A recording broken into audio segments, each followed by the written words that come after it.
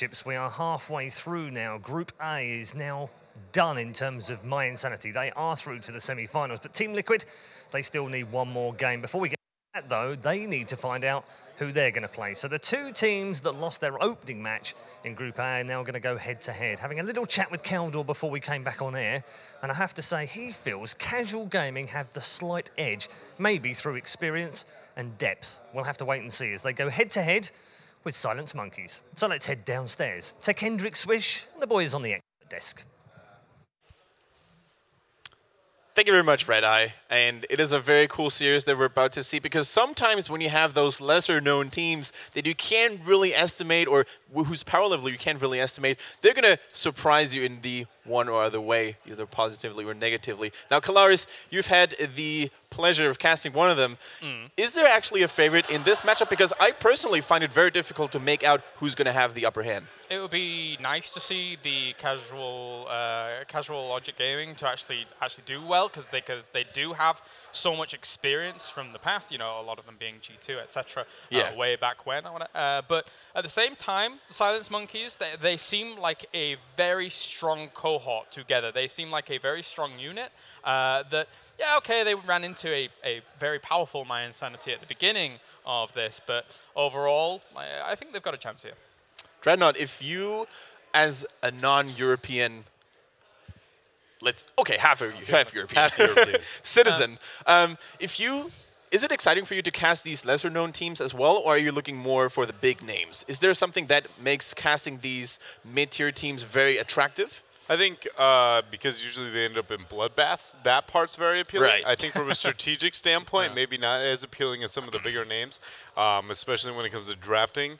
But when it does come to just like the actual game and the live action, I do think that it becomes far less like, let's control the map and worry about objectives, and more just like, what if we just kill them all, like for like the remainder of the game? And I think that's fun.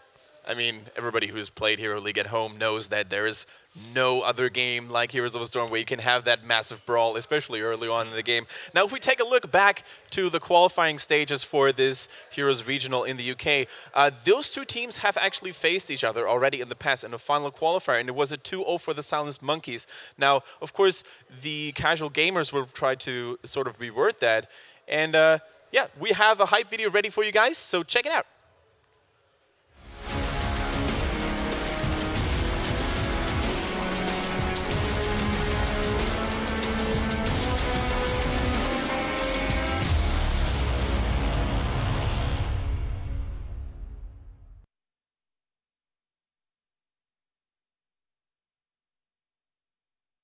Here they are, as we can see.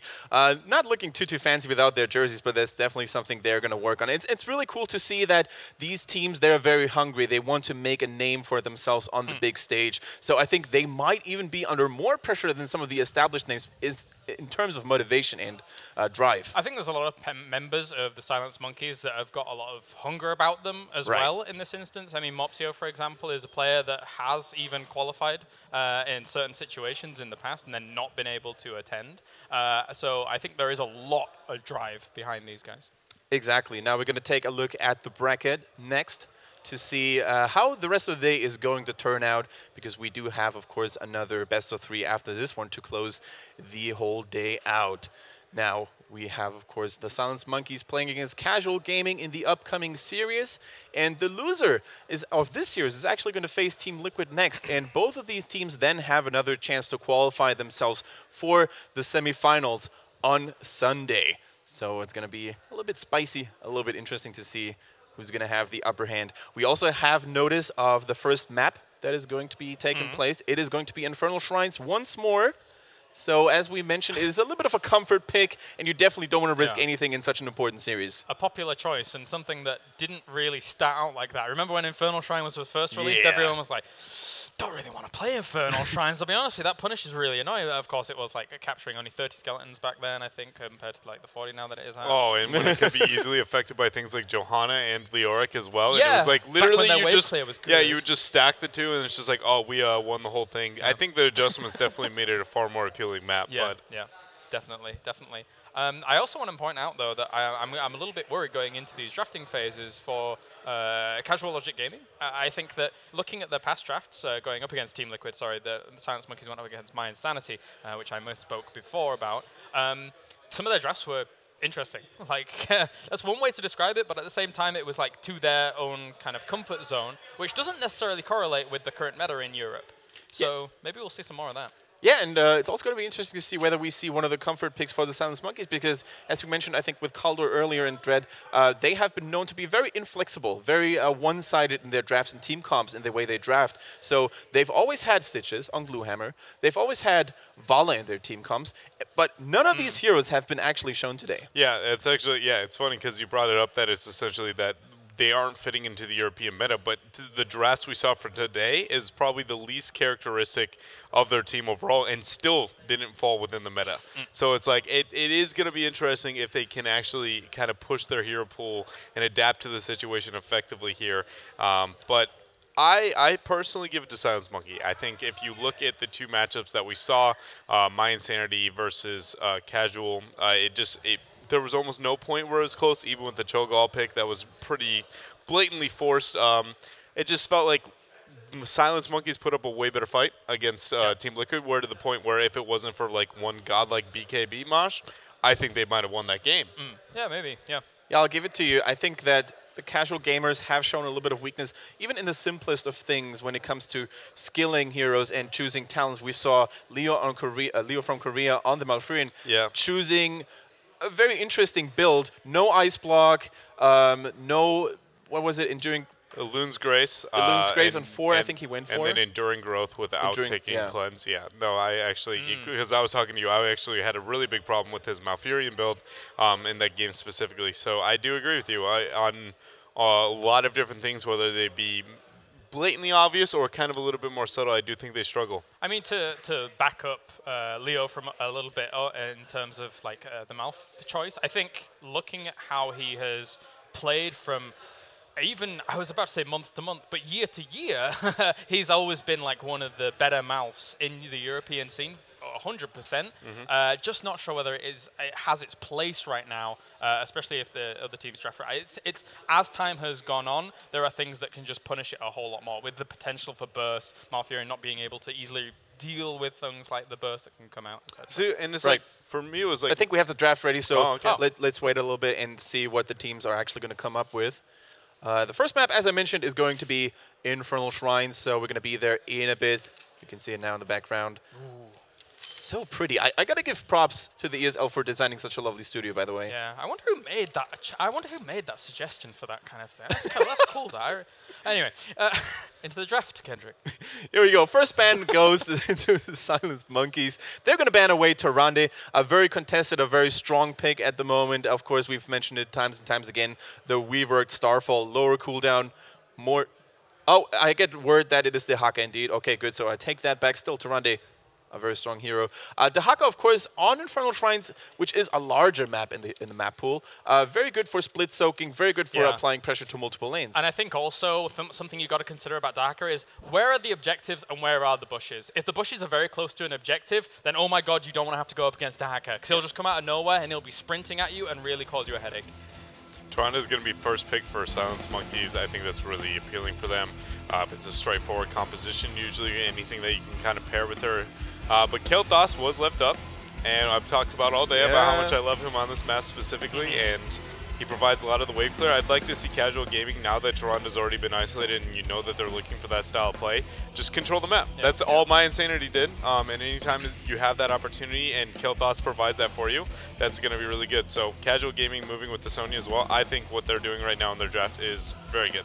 Exactly. They sort of copy some of the tactics in the draft that they fell prey to earlier, so definitely an early Sonya, an early KT, really good. And we see the Stitches. I think it's got to be paired with the Murden. They almost always run it. Oh, actually, no, that's on casual side specifically. That's actually really interesting. Yeah. Is that a deny or a personal interest of Silence? We can also see in Uther now to make the stun triumvirate complete, so to speak. I mean, it's an old school comp that has been rejuvenated over the last couple of weeks. Rhaegar provides a little bit of better wave clear when it comes to the shrine, so I wouldn't be surprised. But either way, you're right. Yeah. They can go. They can go a couple of different options here. I'm really surprised to see them pick up the Stitches this early. It is a common thing. It Stitches the Muradin. I didn't expect that at all. It does limit a little bit of what casual can do, especially if Silence Monkeys eventually bans out a warrior now. Like, that would be a fantastic play, I feel, but... Kind of, but what if casual gaming literally just keeps taking wave clear? Like, no one on the side of Silence Monkeys... for a full team fight? Like... I mean, I feel like you can find the front line somewhere, even if it's just like a Johanna. Like, it doesn't have to be necessarily a godlike front line, but it's Johanna's just... not even bad on this map anyway. Yeah, exactly. So it's like a situation to where it's like, okay, yes, you ended up with the Stitches and the Muradin, and you have an absurd amount of CC, but outside of that, like, they're not going to have very much map control in any situation. And I actually really like the Sylvanas ban. Largely because that's one of the few things that they can do to make a large comeback, get small picks, get one map objective, and then make the Sylvanas really complementary there. So I do enjoy that. Taskban, really good job as well, I think. That takes a lot of protection from the Sonya. It also takes away a lot of map control. You really want to know where the enemies are going to come from around the Skeletal Defender area, of course. Rhaegar being a really solid addition, taken away from the Silence Monkeys at the same time. I was going to say, is there going to be anything other than a Rhaegar coupling this up after a Tassadar disappears, and that's going to be the case. Well, I'm trying to think what else they could end up going for here. Like, they don't necessarily need to pick a warrior now, so maybe some more damage to aid them. I'm trying to think where they could go. Was it Casual who were going for the Valor, or was that Silence? It was Silence Monkeys, yeah. Silence. That's a trademark ranged assassin. I mean, Falset also ready for the taking. He has been neglected in the last couple of series quite a bit, actually. Yeah, it's just, I don't know. I like the Rhaegar, I like the Sonya, I like the Kael'thas. I'm surprised at how like sold I am on Casual's draft. Where I told you guys going in this, I was like, I think Silence Monkey's gonna 2-0 this, but as I see this draft unfold, I'm kind of questioning otherwise here. If Casual ends up picking just strong basic heroes that can like any kind of wave clear or anything else, I think Li Ming is going to be okay as well. I think it's a good choice to even just take it away from Silence Monkeys, right? Well, when you've got that front line of Stitches, Muradin, you can have a Li Ming behind it and do a lot of damage. She's not as effective on things like Shrines, but team fight-wise and trying to get onto her, you're never going to get onto her with that kind of front line, so denying it is nice. Now, it's a common topic of discussion within the Heroes of the Storm community how good two mages really are effectively. They're the ones who say you should sort of try different damage types. But when she kills Jaina, she does say, it's better to be a wizard than a mage. So she likes being a wizard. Let's get it right. Yeah, but what do you think about this very spell-heavy composition against the Stitches, who does have his level 1 talent where he takes less damage from those abilities? That's true. Could use that. I mean, dampening magic it is. Yeah, dampening magic against the double mage is definitely something to be considering here. Brawl for Silence Monkeys, I don't think that's very surprising there. Though I don't think they're going to pair that with another support in any way. A lot of Silence seems like brute forcing. Like this, the idea of this lineup running at you and just trying to find a kill wherever they may be. Whereas Casuals is more like finesse, poking and waiting around, of course, with the wave clear. It's just when it comes to the map objective, I do like Falset. Yeah, no double support after all. So I think if they locked in a support, I would just go, how do you win? Yeah. But just like, I don't love Tyrande solo, but it's just so, I would just be like, how? Like, what can you do? You have 0 wave clear, you have 0 damage, you're walking CC bots, and hopefully you can get away with one big pick. Yeah, it would be all on the Stitches hook at that point. All of it. And, like, I don't know. Casual gaming, their composition, I think, is far more terrifying than Silence.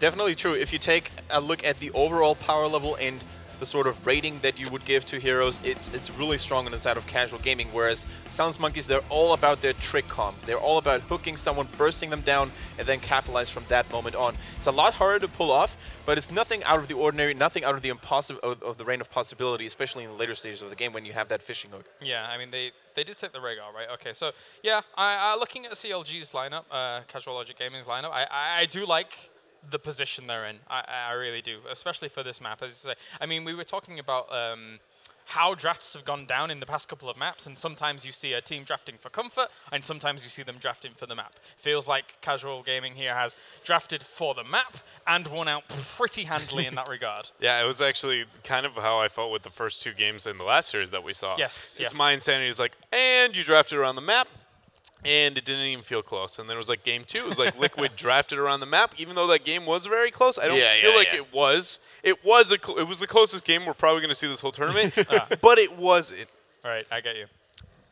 Yeah, so we basically have a clash of strategies, a clash of team compositions, the way they're going to be played. Of course, it's going to remain to see if Team Silence Monkeys was indeed a little bit too predictable on their calls, and if Team Casual Gaming has actually prepared well enough to find a way to play around it. Nonetheless, though, I just have a good feeling about the Silence Monkeys overall. Who would you give sway to in terms of overall? Did you really just say so who proud. would you give sway to? Yeah. I can't believe Am I a this. good student, Sensei? Everything I've taught him. It's a funny thing, I haven't taught him a single thing this event. I've been too busy. I think that looking at Casual Logic Gaming, I think they have a strong early and mid.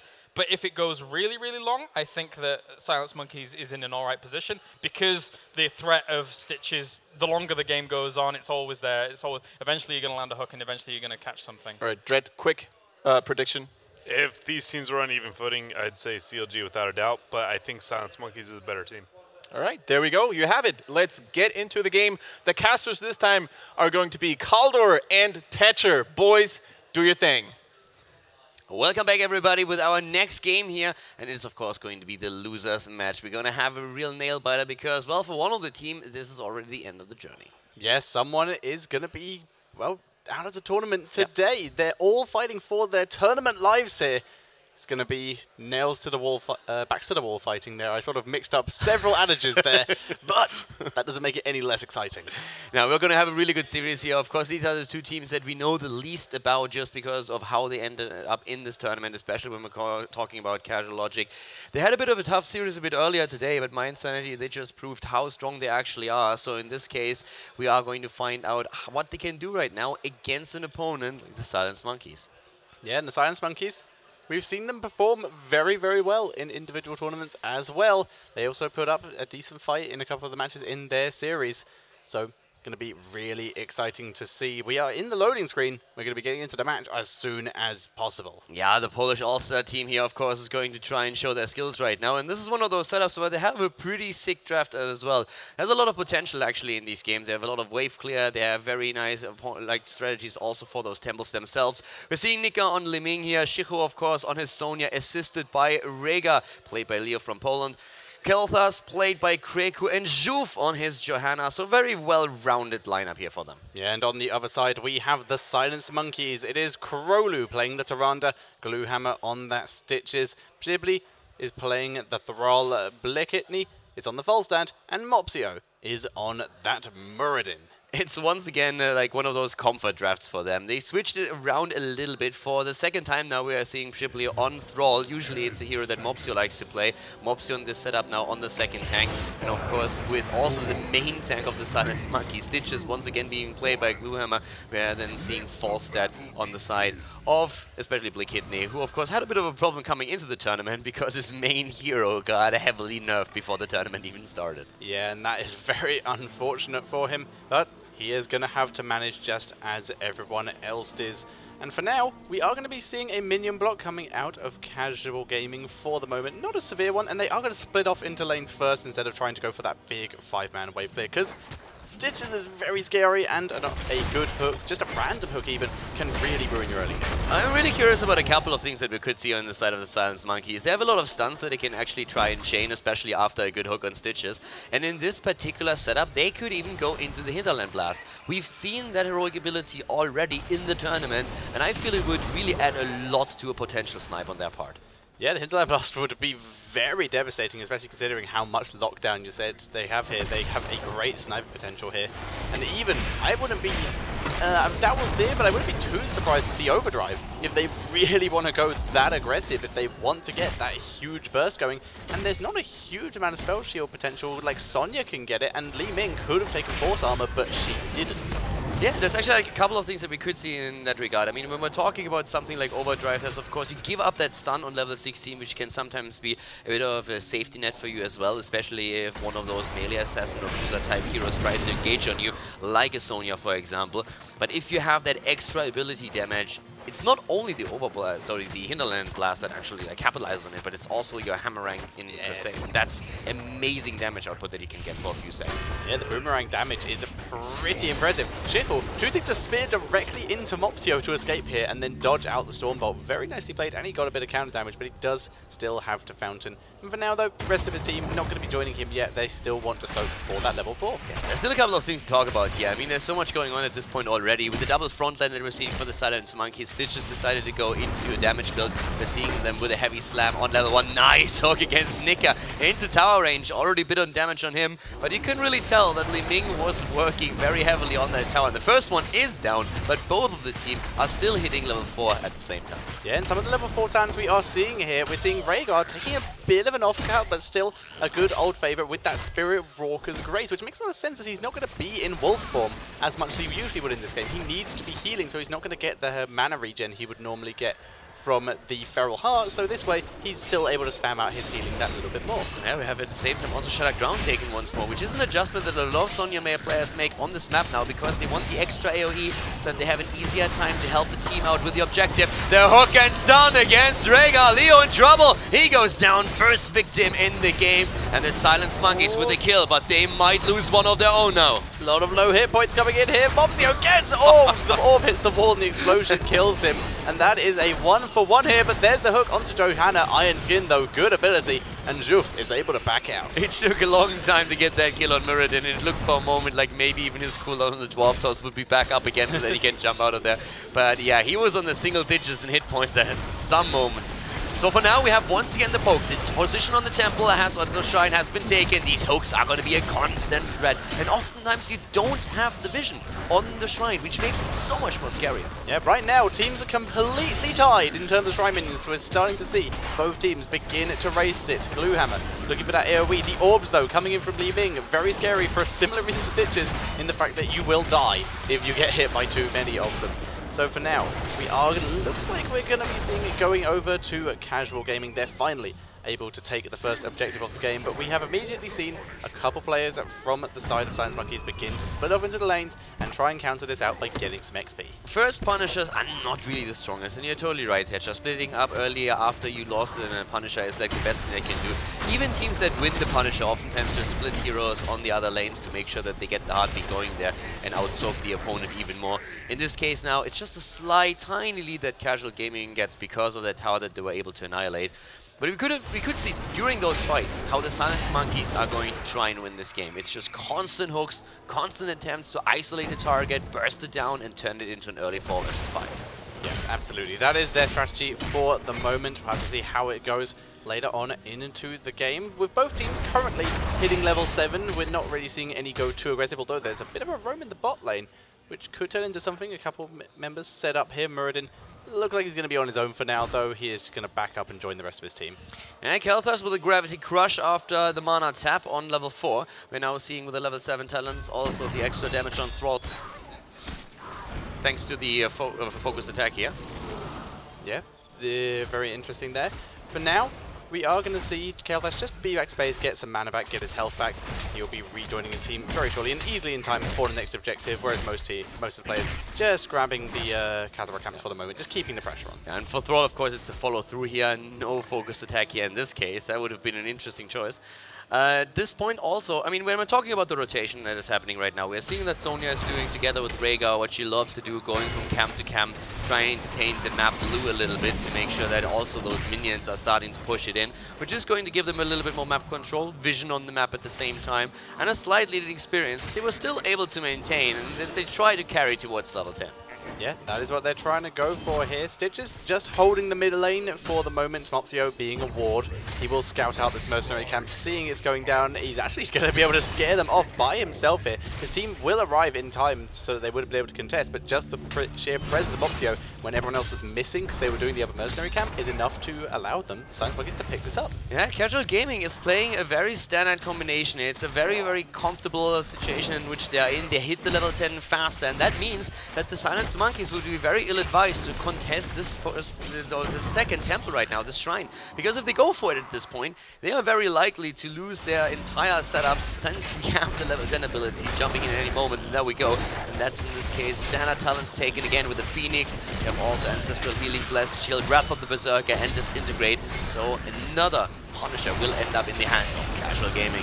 Yeah, pretty intense leads for them, especially after that Disintegrate just there, but both teams with the level 10s, and it is that Hinterland Blast going in for the burst damage. And we also have Starfall, and that is actually like a very, very much in Silent Monkeys. Again, a missed hook by Gluehammer. Once again, they're trying to go for it, but here comes the Phoenix and also the Starfall going in. Hinterland Blast being used, not hitting too much though, nearly the death of Muradin, but it's Sonya dying instead, and the lead-in kills on the side of Silence Monkeys. Yeah, they're able to take the kills there, but once again lose the objective, and they are all quite low here. Fountain is on cooldown for him.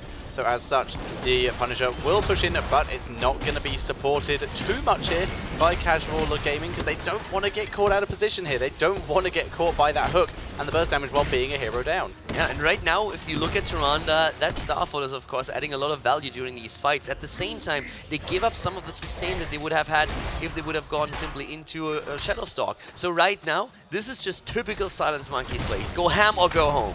Heal, what is that?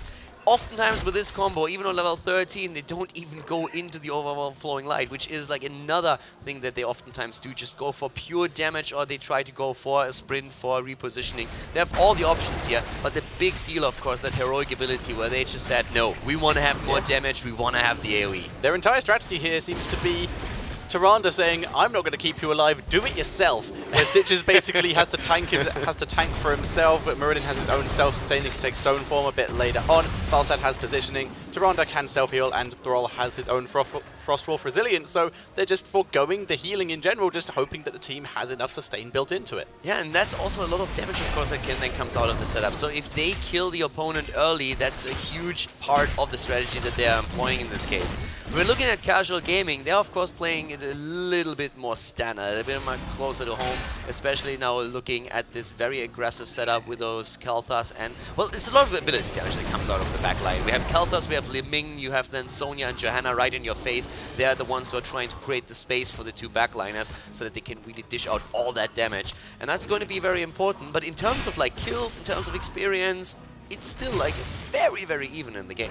It is. Both teams keeping up. Like we said, it's currently kills in favor of Silence Monkeys, objectives, and currently structures in favor of Casual Gaming. So it is just which one of these is going to start to become a bigger advantage quicker, because right now it's looking more towards Casual Gaming. The objectives and the building structures they've taken have worked out well. Silence Monkeys either need to start winning the objectives or to really pick up the pace that they're killing heroes with. Yeah, they definitely do. Like, for Silence Monkeys, one of the issues is that they didn't really hit too many hooks just yet. They hit one good hook, and that was the death of Rhaegar, but besides that, they didn't really get too many of those. And you can really tell every single time that Gluehammer throws out a hook, Tyrande's there. The stun is there immediately. Even if there's no one on the other end. Yeah, exactly. There's going to be another attempt to go for it. Once more, there's the hook, there's the stun, but they don't hit home. Once they get those isolation kills, that's really their time to shine. Both of the teams now on level 13, and we have another shrine to be fought over. Yeah, that Disintegrate once again, picking up a couple more of the demons for Casual Gaming here. There's the hook. The stun does hit onto Leo, barely. Starfall coming down, dropping a huge amount of damage. Phoenix to try and counter Gluehammer, just getting out in time, and so far everyone survived. Mopsio takes a huge hit from the Arcane Orb though. Mopsio in trouble, and he goes down. The heal saves Shiku, and he gets the double kill against Stitches and against Falstad. Great kills here. And also very impressive, you could really see that after the successful hook that initiated all of that carnage, we saw Falstad with an attempt to go for the Hinterland Blast, which was immediately interrupted, and he was on the 8-second cooldown. So once again, the Silence Monkeys showing what they're trying to do. Get a hook, get a lockdown, and then blast it away. I just love what happened to Falstad there. He basically saw Sonya after Sonya got the kill on Muradin, turned around and was like, I'm going to kill this Sonya. Then Ancestral activated and he was like, oh no! Tried to run away, but Sonya was just able to catch him. Mistakes were made. Well, yeah, in this case now, of course, thanks to all these kills that we just saw, Casual Gaming is taking a massive lead in experience. Getting the punish on top of that is helping you as well. When we're looking at the level 13 talents, we have now Pyromanic also taken on the side of Kel'Thas. Interestingly enough, at least one spell shield, and that's on Thrall. I could have even seen with all that ability damage and the lack of like big heal, I could have seen actually like Muradin running into a spell shield as well. Yeah, and I could have seen it on the other side as well. It could have, in theory, come out of Sonya here, just as the extra protection with the spell shield. But they already have their level 16 Sonya, instead making it up for the sustain with the Nerves of Steel, her version of Stone Skin that's usable while whirlwinding. Sun King's Fury taken on 16, and well, Tyrande, she is just now coming back to life. She was killed during all of this now as well, pretty late actually, and she still went off for the Overflowing Light, but right now the entire situation for the Silence Monkey is of course a bit dire. They have a combo though that it kind of caters towards a comeback. It's still all about the hooks, all about the stuns. Can they get that set up for a lockdown and a kill, or is Casual Gaming just a little bit too smart for that to happen? Yeah, they can get the timing on those hooks, basically. If they can do one right before an objective, or right in a situation where they have the opportunity to push, then they're going to be back into this. But, like you said, if Casual Logic are able to play around it and not put themselves in a position, like kind of like this, I would say, where they could actually get hooks and put themselves in real danger, then they should be good. I mean, you know what's up. In this situation, you're really looking at the map and you're saying, okay, guys, they're looking for a hook. And we know that. So they're always going to try and keep tabs on where exactly Stitch is positioned. Then the backline needs to be very careful about positioning. We're going to see especially Sonya and also, of course, Johanna up at the front there. Rhaegar has to be ready as well with a potential cleanse that he can, of course, use too. So if they are really careful, if they don't make any massive mistakes and they know they will have a huge lead going now into this late game where we have both of the teams on level 16, but there's always this threat that you just miss one hook and all of a sudden the game turns against you. Yeah, now it's fishing hooks, so you know you're in that scary position. Yeah. Falstad picked Hammer Time, did not go for the overdrive, not that all in, unfortunately. And this is actually like a really good point to make right now. Oh, first of all, we have that hit on him. Let's look at Nika. But he turns around with the Disintegrate and nearly the death of Muradin, who barely seems to get away here. Shiku is following it up. But once more, it's just that Stone Form on 16 that saves Mopsio. Yeah, but now they are still going. They're still trying to say Shuf. The hook just missing there. The stun was prepared if they had landed it, but we are going to see everyone from Casual Gaming get away here, but currently they are still on even hands and the objective is available. And now here's really the point. Fishing hook on 16 with the build that has been chosen for Stitches. He went full slam build with every single talent, and on 16 he decided, you know what guys, I would love to go for my 16 and I would go for that extra range, but in this case what I really need to do, I need to make sure that we have a chance to get one of these long distance hooks, because if we don't do that, we might lose here. We are behind and we have to capitalize on that talent. So he took the 16 for the extra range and they have to put that to use. Yeah, the slow is cool, but the hook is just so important at this point. It's their way back into the game. And for now, though, they are raiding this. They're basically last opportunity to take a good fight before level 20 potentially hit. But Stitches gets deleted. Oh my God. Sundering comes down, but nothing is coming of it. They're trying to focus Leo, though, and they're going to get him. But it's turning around Muradin, dropping so low. He is healing, but in comes Reho and gets the kill. Slam in the face and the kill against Thrall. Oh, Kel'Thas is down, though. And again, the stuns, they blow up Falstad. It's a quad kill. Casual Gaming, 9 kills to 4 on that shrine. Once again, they secure the punish. They could have even timed this a bit. They could have just waited for maybe Rhaegar to come back even, or at least get a bit closer to that, but they're just saying like, guys, let's ride that momentum train and go in one level away, Thatcher, from the level 20 talent. Yeah, and that's what they're aiming for here. They're not timing it to try and go for an end strategy with the entire push here. They're simply getting it into a situation where it can start pushing, start killing buildings, and get them closer to level 20, because once they have that, they can start controlling the map even more and just get further ahead and just deny the Silence Monkeys anything in this game. And they can soak 3 lanes at this point. I mean, they can just simply head towards level 20 while the Punisher has to be defended against. There's nothing you can do about that. Nika, Shiku, they are in the middle. They're trying to go for a keep. They're poking a little bit. Oh, the hook! And the stuns are there. Juve is trying to prevent the inevitable with a blessed shield, but it's already too late. That prediction from Gluehammer, predicting exactly where he's going to teleport to, nailed the hook. The stun from Toronto a little bit too early, but they still got him. Yeah, they still got Li Ming. And that buys a bit of time for the Silence Monkeys, but they're 2 levels behind. Yeah, they're 2 levels behind and still level 20. It may be a 4 versus 5 right now, but level 20 is available. We have the Arcane Power for the Kael'thas. Rewind currently for Rhaegar, which may be needed right now because Shekel getting focused, but it's had a huge amount of damage onto Gluehammer, who's getting dropped. Juve trying to chase it, but the heal is too good from Krolu. Kael'thas once again with that mass damage that we've seen in previous games as well. There's a huge reason why he's such a high priority right now, not only North America, but also here in Europe. Once more, the Owl travels the map with a few letters from Hogwarts, but not taking any victims this time. The hook, on the other hand, hits home on Johanna, but a good Iron Skin prevents the follow-up stunts. Yeah, this is the issue. Right in that situation, we saw the Silence Monkeys having 5 people in this area versus 4, but they were all on half health and had no way to really heal themselves other than waiting for Tyrande or just using their own sustain like Thrall just had to poke. Whereas everyone on the side of casual gaming was at full health and they were able to fight and scare off the Silence Monkeys there, especially with their 20s. Now full map control thanks to the level 20 in the hands of casual gaming now that they have 5 players on the map again. So what they're going to try and do is to take as many of the camps as they possibly can, wait for the next shrine to be up, and then take the Punisher and ideally win with it.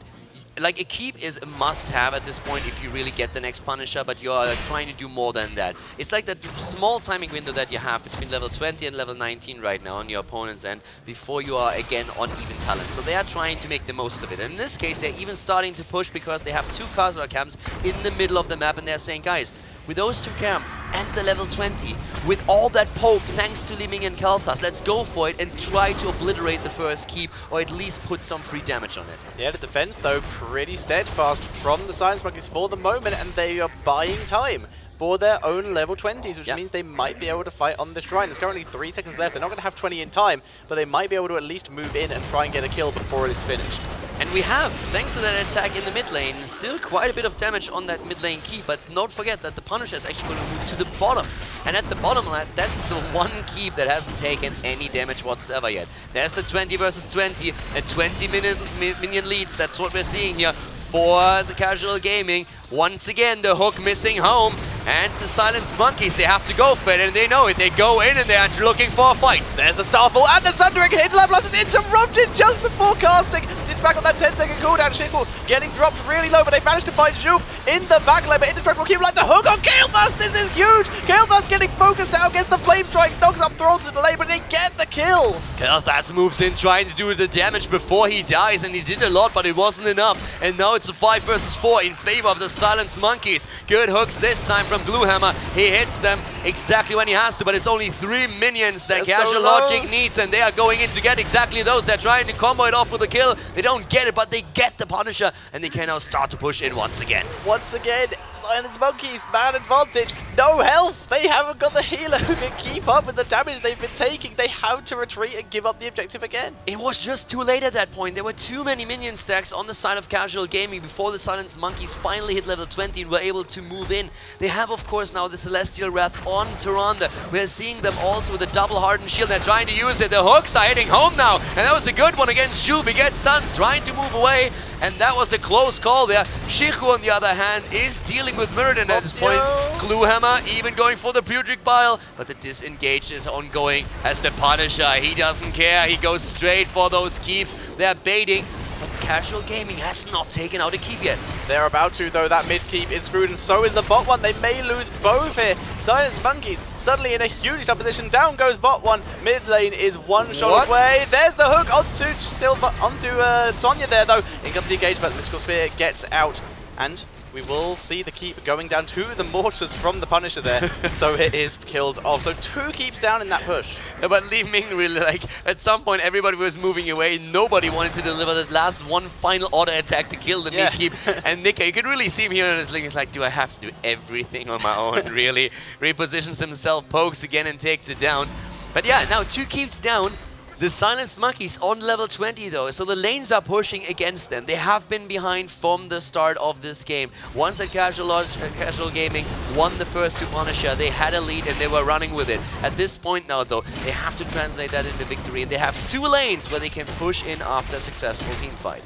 Yeah, they really need to. If they win one team fight, it is basically over. However, they do have to be careful because despite the lack of healing, the damage they are dealing is still pretty impressive, including Falstad currently with 84 bonus damage on his hammer. Yeah, not only that, we have currently Tyrande on still 40,000 heal in this case, compared to Rhaegar, who has 50k. That's 10,000 more. That's not really too impressive. If you look at the damage on the other hand, Rhaegar is currently coming down on 4,000 damage, and Tyrande is like saying, "Are you joking? I have 51, my friend. Beat that." Yeah, it's working. The damage is working well, but just so many times we've seen the situation where Silence Monkeys have just had no health and had to pull back. The healing is currently not keeping up. It's still pretty impressive how Tyrande is able to get this much healing power out without going into a Shadow Stalk. So it's all about the damage, and once again, these hooks are really just game changer. They have to be. And Glue Hammer! Oh my god! That was tickling the tiger right there. That is... Yeah, Chico is so scared and he's staying there. He's just going to hang around. No, they're going for it. They're going to try and push forward. The orb misses, though. Spear misses. We will see Silence Monkeys pull back because they don't have Falstad with them. He's currently clearing mid. Tetra, there's just camps everywhere. The entire map is blue. There's one single red camp that was taken up at the top, and that has been defended against a long time ago. There's once again Blikitne, Falstad trying to burst that camp down. And, well, Casual Gaming, they're not rushing things. They're not rushing to the top and trying to get a couple of minions. No, they're going for the next camp first, and all of a sudden the mid lane is pushing, top lane is pushing, bot lane is pushing. The Silence Monkeys are gonna lose a ton of time before they can finally move to the top, or they risk losing hit points on the core. Yeah, they have to make that decision. They can either dive into this fight and risk taking hit points on the core, which will happen, which looks like what they're going to do. Falstad on his way up too. They're going to try and commit to this huge amount of stuns onto Muradin, but the Sundering gives him some time. They try to turn around. The Blessed Shield, though, dropping nicely. Moxio saves himself with the Avatar for the moment. Here comes the Ancestral onto Sonya, not actually healing him that much. The hook is there. It's now or never. Either they win this one or they are out for the count. I mean, at the bot lane, a big wave is pushing in. The mid lane is still being pushed as well. Somebody has to go back, and it is Falstad. He's on the move, but it's not the only one. And guess who else is aiming for that core? It is Casual Gaming! This is really bad for Silence Monkeys. They're currently busy taking minions. In comes Sonya, in comes the Li Ming. They're not committing to it though, they're going back to the objective. The top lane up at the top, they're interrupted. There's one Johanna trying to slow them down while the core is now suddenly being attacked, not being attacked. They can't make up their mind. Casual Gaming is moving away again. Muradin is still top lane though. He's on his own. Here comes the entirety of Casual Gaming going for him up in the top lane. And it looks like Muradin will get taken down at this late stage of the game. Muradin dead for 60 seconds. It was a bit of indecision that we've seen on the side of Casual Gaming. They wanted to go for the core. Then they realized that it's going to be a very close call since there were already a few heroes defending. And then they decided to move back. Muradin at the top, isolated since he was the only one still going for a few of these minions. And Casual Gaming, they take the opportunity to take him down, and that's a free Punisher once more, and they are going to take it. Hail Mary, here it is! They missed the hook, but here comes Johanna trying to get the kill. Gluehammer getting focused down. Falstad coming in to defend. Oh, he gets hit by every missile, but he is able to barrel roll for the moment. He is being chased, but he's buying his team some valuable time. He gets away! Oh my god! Oh, just barely jumps out before the orb hits, but it's not over yet. Look at this! There's still towers in the middle. He's so close to being in range here. Cooldown will be up in a few seconds. He can't go back, but the problem is the Punisher is still there. He's trying to do damage. He goes straight for Tango. He kills him, but he dies. The Punisher's going straight for the keep here. Gluehammer trying to tank up here. He gets killed off. Now it is only 3 members left. The Punisher has so much health. Here come the members of Casual Gaming, and it looks like it's going to be a GG here.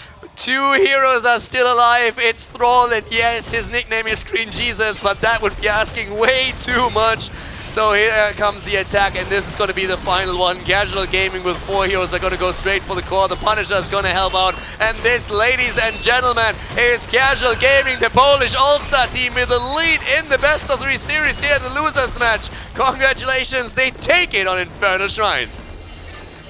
A valiant effort there from the side of the Silence Monkeys. They really very nearly brought it back in the late game there, but Casual Gaming, they were able to secure it. They did an insane, like, triple bait rotation of sending 2 people into the core, and then backing them out, and then sending a couple people top lane, and then back to mid lane, and then back to top lane where they killed Muradin. Once they had those 2 keeps, they just had so many options, and I really like how they were trying to establish map control the entire time.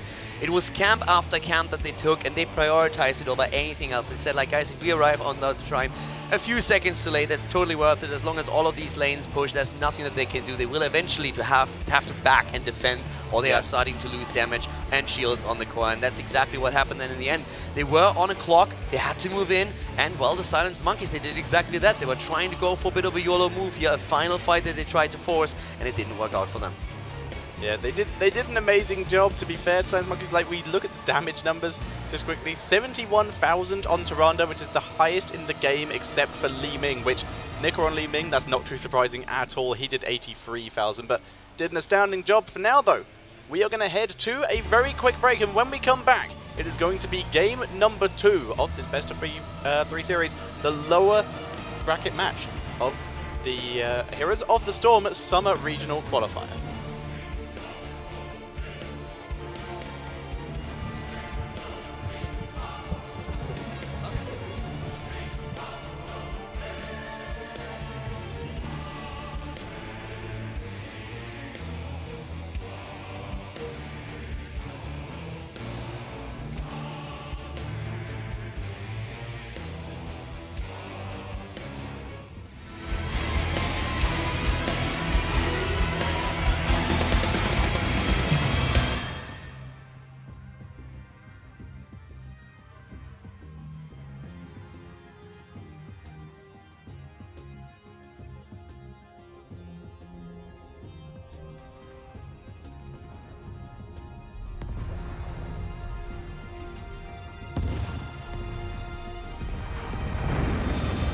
We are hope.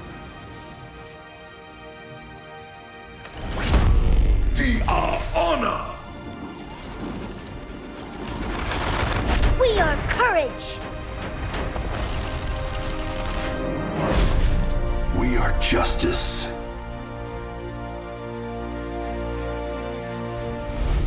We are compassion. We are determination. We are harmony.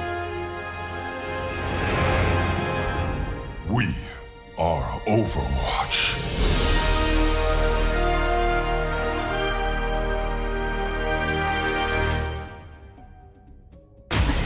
Where am I?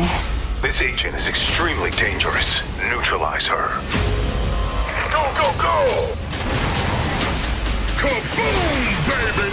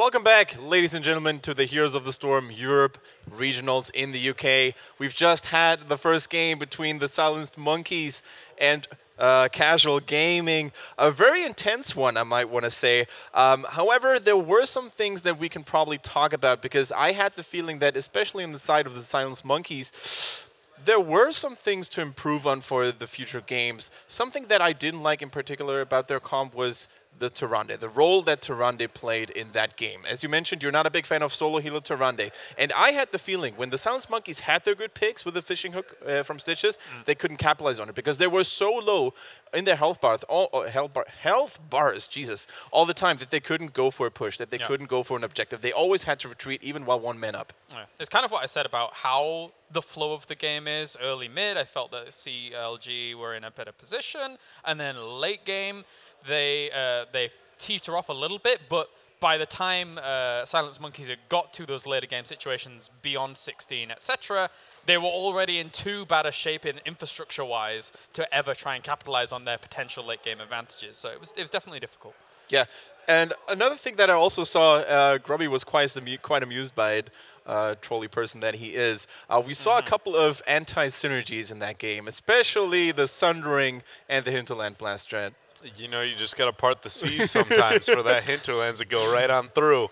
It's one of those things where when you have the heroics that can possibly be like counter-synergistic, you have to pretty much go into every team fight with an idea of who's going to use theirs first and then trying to be a follow-up rather than lead. And I mean, you're right in the sense that they probably need to be cleaning those kind of things up, but at the same time, for those mid-level teams, that's not very uncommon to see in every region. Like, you can find those mid-level teams failing to be able to do those things, like, totally on the same page. You've got to remember, though, that this is a team that does actually favor this comp. I mean, we saw them use it against Team Liquid in their first series on Shrines as well. Looked a little bit better, I want to say, in that instance. Not by much, but they are looking to, I suppose, Sundering and then Hinterlands Blast one side of it. But in practice, it is very difficult to execute. Very difficult. So the final words and the final stages of the first game where Casual Gaming actually out-rotated Silenced Monkeys a little bit. Was it because decision-making and rotations were pretty good on Casual Gaming, or was it because Silenced Monkeys didn't rotate in time? I think it was probably a little bit of both, but I just feel like the comp sitting on the side of Casual Gaming was just far better at it, which allowed them to kind of out-rotate them. But right. We've got a second draft, though. The map is going to be Towers of Doom. The first time ever we see this on this tournament, and Kalaris is rubbing his hands. Oh, I love me some Towers of Doom. When it first came out, people didn't particularly enjoy it so much. And I mean, some people in the competitive scene still don't. But for me, I really like the change-up that this map brings. And you can see a lot of heroes that are very well suited to this. Something like a Vikings, for example, is extremely well suited to this map for a lot of people in Europe. Yeah, I mean, there's a huge variety of heroes. We see Illidan banned, by the way, by Casual Gaming, answered by the Zul. Wow, because they went to Haka over TLV. Yeah. So, you know, the Haka, Zul, these are... Wow. Li Ming gets picked up, too, as their first pick. She provides a lot of poke, but, like, do these teams not play Vikings? The thing is, though, is that if you take Li Ming first and you're going up against Vikings, I suppose you could, in theory, get extra resets, but they're always split anyway and never in fights. So, yeah. There's 2 points of view from that. I mean, Li Ming players sometimes claim that killing Vikings is very easy and gives them free resets, but Vikings players sometimes say it's quite doable to actually avoid the spells and then turn on Li Ming, especially if you have Play Again, to sort of circumvent her. Then we see Falset. I mean, global mobility also on this map, very, very important. Also, I think Sylvanas could actually see play, because what many teams try to do on this map is once they want a team fight, they try to go for all the bell towers in order to secure themselves that permanent barrage. So disabling enemy buildings and sieging them very fast can be quite useful. Yeah, she does gain a little bit of value on this map in that sense, because she can provide more shots and she denies shots at the same time. I'm honestly, like, when the minute Casual Gaming banned Illidan as a first pick, I was like, they're forcing the Vikings ban. They're just going to first pick it. Like, my mind's actually blown that that's gotten to the situation where Vikings has not been picked in this comp. It's like universally accepted as like one of the strongest heroes on this map. It does make sense. Falstad with the globals you were talking about provides a lot, but Yeah. I'm very surprised the Vikings haven't been picked up. So, Kalaris, maybe to the viewers who are not that familiar with the Vikings and the map, can you briefly explain what makes the Vikings so strong on Towers of Doom in particular? Split push and taking the minion camps and then Right. being able to push with those with Mercenary Lord allows them to do big, I need to keep repeating that, damage to these structures, and it can be quite effective to say the least. I like that Silence Monkeys had a Tyrande ETC because a lot of the objective fighting is around locations where they can couple up very nicely with each other, but still, I would love to see our lovely little Lost Boys. Yeah, definitely. I mean, so far, no real warrior being picked by Casual Gaming. It's all backline damage. It's all about the supports. So they have plenty of options available. Only Muradin and Dehaka being banned away. So there is still the options to go for Johanna. ETC, of course, being picked by Silence Monkeys. The thing is, Johanna, I mean, she does have her value, although I think on this map in particular, you may not really want to go for her if avoidable, but in this case, of course, you're being forced into it. You need a strong front line, right? And that's what they have available to them. Muradin's gone, ETC's gone. Where else are you really going to be able to go in that instance? Yeah, Diablo may be still open, but I agree. Johanna's probably the most stable frontliner you can choose at this point. I do not know what their last picks is going to be, actually, for Casual. It could be Thrall, but I don't know if that's something that they're going to be worried about picking up. I mean, what we've been talking about the whole time could work with a Johanna frontline for the 4 to just kind of hold off and survive for a while against not even too much damage on the side of SM, but, you know, it really depends on if they even feel comfortable with it. Not everyone feels comfortable actually running something that we've been alluding to before. So there's still a couple of those strong laners early game. Thrall, Zagara, Sylvanas, these are all ready for the taking. I'm not sure if Casual Gaming is willing to go for another squishy ranged. Yeah, there we go. Thrall still left there. I mean, Thrall is just such an all-rounder. You can really never go wrong with him unless you... It's false at Sunring, by the way. Hinterland Blast and Sunring. Please don't do it again. Keeps coming along. Yeah. We'll see if it does occur. But, I mean, for sure, if they do get a good Sundering and actually follow up with the Hinterlands to actually onto one side of it, it can work, and it can do a lot of damage onto someone, because you know, well, or you can kind of predict where they're going to be stunned, and they're going to be there for a little while at least, so... Gus also gains more value on this map than most, just to get the delay and like safe range, and it also provides like you can capture on one side of the map, and then as your team moves forward, just as they try and respond to you, gusting away and getting a free cap. So I want to be totally sold on seeing the Hinterlands here. I personally definitely would like to see them going with the Gus there. But Silence Monkeys rounding it out with the Sylvia we were talking about. Yeah, I mean, she's just very, very useful. She's also great when it comes to silencing heroes in the backline thanks to her Wailing Arrow. She can potentially interrupt Hinterland Blasts. She can also shut down Li Ming's burst damage for a certain amount of time, allowing her the rest of her team to engage on her. So I really like that last pick. It's quite stable, quite solid all around. Yeah, and look, I mean, looking at CLG's lineup, looking at how they had eventually the Johanna and then adding on the Thrall later on.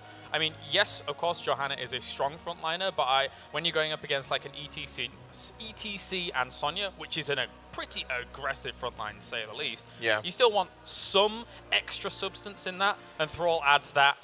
A little bit of that, but also, you know, the damage to like even thwart some of their efforts moving forward. So I like the Thrall addition too. I absolutely agree, and if I'm not mistaken, Leo from Korea always used to be very comfortable on that Rhaegar. Yep. So he was actually one of the persons who played him for a very extended amount of time, just like Krampakete from Na'Vi. True. So I definitely have a lot of faith to see that Casual Gaming has some comfort picks there as well. That's what I'm trying to say. I think so. Looking at Silence Monkeys, I think their draft is... It's funny, like when I look at this draft, I'm like, it's kind of a boring draft. But it is a stable, sturdy draft, right? It gets done what it needs to do. It's a slow-paced draft for the most part when they're trying to maybe lay out some of these fights and just taking them a little bit longer. But Casual Gaming in particular shouldn't really risk anything by going for a wonky strategy at this point, because this is their ticket to make it out of group stage. I mean, yeah, they have to win. Well, I mean, they don't have to win this one necessarily, but you know, making a 2-0 is a lot easier than going 2-1 for sure. Exactly. Yeah. So the players are ready, and so are our lovely casters. So Calder and Thatcher, once again, take us to the map. For game number 2. in this best-of-3 series, who is going to be playing against Team Liquid? Yeah, that's exactly what we're going to try and find out right now. Mindsanity, of course, already advanced out of the group, and we are still waiting for the second team to make it. But first of all, we are going to have to find out who advances to the consolation match. And the first game was already pretty intense. I've talked to the players a little bit. I talked to like Casual Gaming. They actually talked a bit about how they were really afraid of these hooks, how they were trying to go for that backdoor attempt with interrupting a few of the B-backs, which didn't really work the way that they intended to, but they still got the free kill against Muradin. They were very happy about that. But they know that this is definitely not going to be an easy series for them. But they are looking good so far, and now the Silence Monkeys, it's up to them to really step it up and to show what they've got. Yeah, and they've got some interesting picks on this map, and the map itself is interesting as well. It is Towers of Doom for game number 2. We are loading in, and it is time for the Silence Monkeys. It's do or die time. If they lose, they are out of the tournament. Whereas Casual Gaming, they are on the left-hand side here with Nika playing the Li Ming, Shiku on the Thrall, Leo from Korea, aka Poland, on Rhaegar, Kreku playing the Falstad, and Juve is on the Johanna. And for the Silence Monkeys to the right, we have Kurolo on Tyrande. We have once more, of course, at the front line, Gluehammer, this time with ETC, Shipley on Tacita, Bulketni on Sylvanas, and Mopsio is again on the Bruiser, up on Sonya. So we're going to jump into the game here in Towers of Doom. Great map, of course. It's a map where we see a lot of cheese, but in this case, both of the teams have played a rather normal setup. The interesting part is that we have actually not seen heroes like Kel'Thas banned or picked in this series, whereas in other games so far, they had a massive, massive impact. Yeah, but this is very true. We've seen a lot of heroes here who we have seen quite a few times throughout the event, but maybe, like you said, not some of the ones that we see that often. Getting out for the moment, so they get to see that the enemy team is doing the minion block, so they can already position themselves to try and prepare for that. It's actually one of those maps where you oftentimes expect the Vikings. Our analyst was talking about this a little bit. Abathar is also quite common here, and in the case of the setup that we've seen today, we would have expected maybe that Kel'Thas to make an appearance as well, but right now we're having none of this. We're seeing a setup on the side of the Silence Monkeys where they can get a lot of value out of that pre-stun with ETC, and then Tyrande just following that up. The double support that they're running here is going to be very cool, especially for Sonya, and there we go already. The rotation is meeting Thrall, and he was deemed not worthy. He is not worthy, and this is what happens with this type of composition. It is the sniper comp. Falstad, though, making sure that they don't get too messed up by this, by flying to the top lane, so his team at least gets all the experience. Gluehammer and Crow, though, in position to try and make this just ruin Kreku's day, but Kreku not having any of it, but because of this, Sonya's just not attacking the minion wave, letting as many of her minions die as possible, and denying Kreku as much XP as possible. That Sylvanas, by the way, is also a very interesting touch to the entire setup here. Overall, on the first game already that we played today, we had actually like a bit of a discussion going on with Redno and myself, like saying that Sylvanas is probably a little bit underplayed on a lot of the maps right now, specifically in Battlefield of Eternity and also on Infernal Shrines. But we're seeing her in this case now, and especially the Silence Monkeys, they have a bit of a knack for playing Sylvanas, and they do it really well. What they can do right now is, of course, always try to push, get a bit of experience, and maybe in the later stages play the tower game where you always try to control one of the bell towers and take them away from your opponent. Sylvanas really caters to that.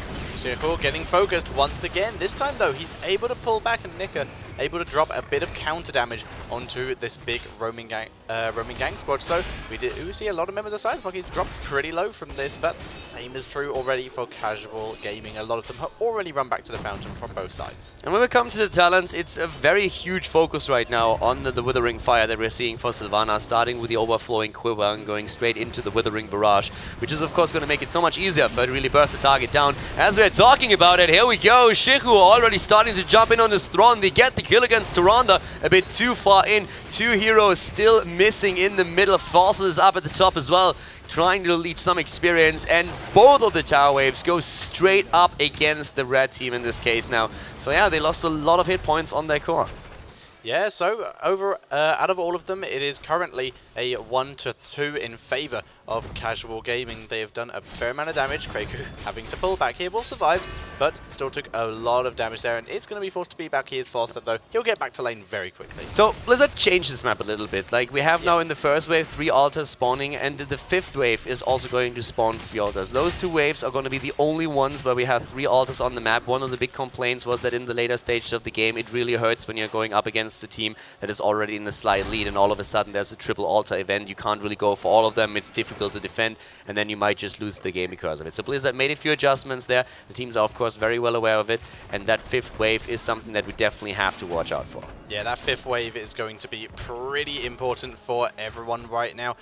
Build-wise, we are seeing the Pierce coming in for Tyrande in power as well. Just go for the cooldown build. Thrall is having a wonderful game where he's not getting picked on in the hall. Yeah, exactly. He's the guy that nobody wants to play with, Kappa.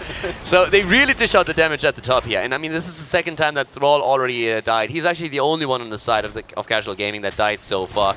The Silence Monkeys are very scary in the early game because they can really just go for these snipes. The pre-stun on ETC is great if you're trying to catch a target. The follow-up for Tyrande is always there. We've already seen Krolus plays in the last game, and that is definitely something that we have to watch out for. The Withering Fire build actually continues with now on level 7 also Barb Shot taken, and that really helps you to take these minions to not only just, it's not only wave play, it's also like the mercenaries that really matter here, even taking the boss to an extent. So that's really definitely an interesting play that we see with that Sylvanas. There's a couple of things that he could have adjusted to on the map like this, but now that we have the next Alta spawning, both of the teams on level 7 and ready to fight. Yeah, they are looking to fight and looking to capture this Alta. Shithole trying to zone out Mopsio, and as such, we do see Leo pick up this Alta. So now Mopsio having to pull back very far while Jouf is trying to body block and zone about, but there's the stuff from ETC. Jouf having to pull back. Mopsio is taken out by Falstad there. Nice use of the boomerang, and as such, we will see the entirety of the Silence Monkeys pulled back. They're not able to kill off ETC barely, but because of this, we're going to see that Alta also go over to casual gaming. Actually, it looks like they're not. Looks like they're just... Oh, no, they're going for it now, but now they're too late. This is actually very unfortunate right now for the Silence Monkeys. We're going to talk about it in the moment because Kreko, yes, they turn it around against him, and Falstad is down. There was a chance to actually go for that second Alta, and they didn't take it, so that's a bit of a saving grace for the Silence Monkeys. It's pretty easy what happened here. The Silence Monkeys basically looked at the two Altas and said, like, guys, we have a stronger early game right now. We can really go and pressure them, and we're going to go for their Alta because we want to try and bring the fight to them, steal their Alta away, and then retreat and take ours. They could have easily taken theirs in the meantime, just gone for a trade, but they didn't want to do that. All of a sudden, the fight turns against them. They lose the first one, and they could have lost the second one there, if not for casual gaming, giving them the opportunity to take Falstad and even the score in that sense again. So that was actually like a very scary moment for the Silence Monkeys, and for them it's great that they were at least able to challenge one of those Altas through, because they really were backing their hopes on controlling both. Yeah, being able to survive is a huge deal for them. We do see Sylvanas escape. Shithole not done, able to drop a bit more harassment, but not going to get a huge amount else out of it. Yeah, and we have that push against structures right now. So in experience, it's still like the same level. Level 10 is of course going to become really important here. The team that hits it first might be able to translate that into a free Alta, but as they are both incredibly close, it is very unlikely to happen right now. Sylvanas is going to be a constant threat, and that's of course especially true if at some point a big team fight is being won. If the Silence Monkeys take a huge team fight with Sylvanas, you can really start to claim bell towers on the map, and then casual gaming would have to play that catch-up game. So they have to be very careful that they don't fall into a trap where they lose the entire team and then are far behind. We are seeing the level 10s available for both teams. It's the stage dive coming in for ETC here, and Tyrande with the full cooldown build, including battle momentum on level 7, bring in the Starfall once again. So lots of damage coming out here. I like that a lot. I mean, think about Sundering, think about the Blessed Shield, and also, of course, Mighty Gust. A lot of tools that like basically allow you to just push ETC away once he tries to go for his mosh pit. And in this case, stage dive, that's value right there. That was a real good hit. And the stun follow-up against two. Down go Rhaegar and Johanna. That was beautiful play here, even saving Tacita. I love how they split, by the way, when they see their Thrall moving in with the Chain Lightning, making sure that the Chain Lightning could not bounce over to Tacita, but they're trying to go for a kill. They lose ETC. A bit greedy here for a moment. The body blocks, though, trapping Shithole. Tacita almost dropping, but Mopsio will get the kill just before the Mighty Gust hits. And as such, we will see this Alta going over to the Silenced Monkeys here.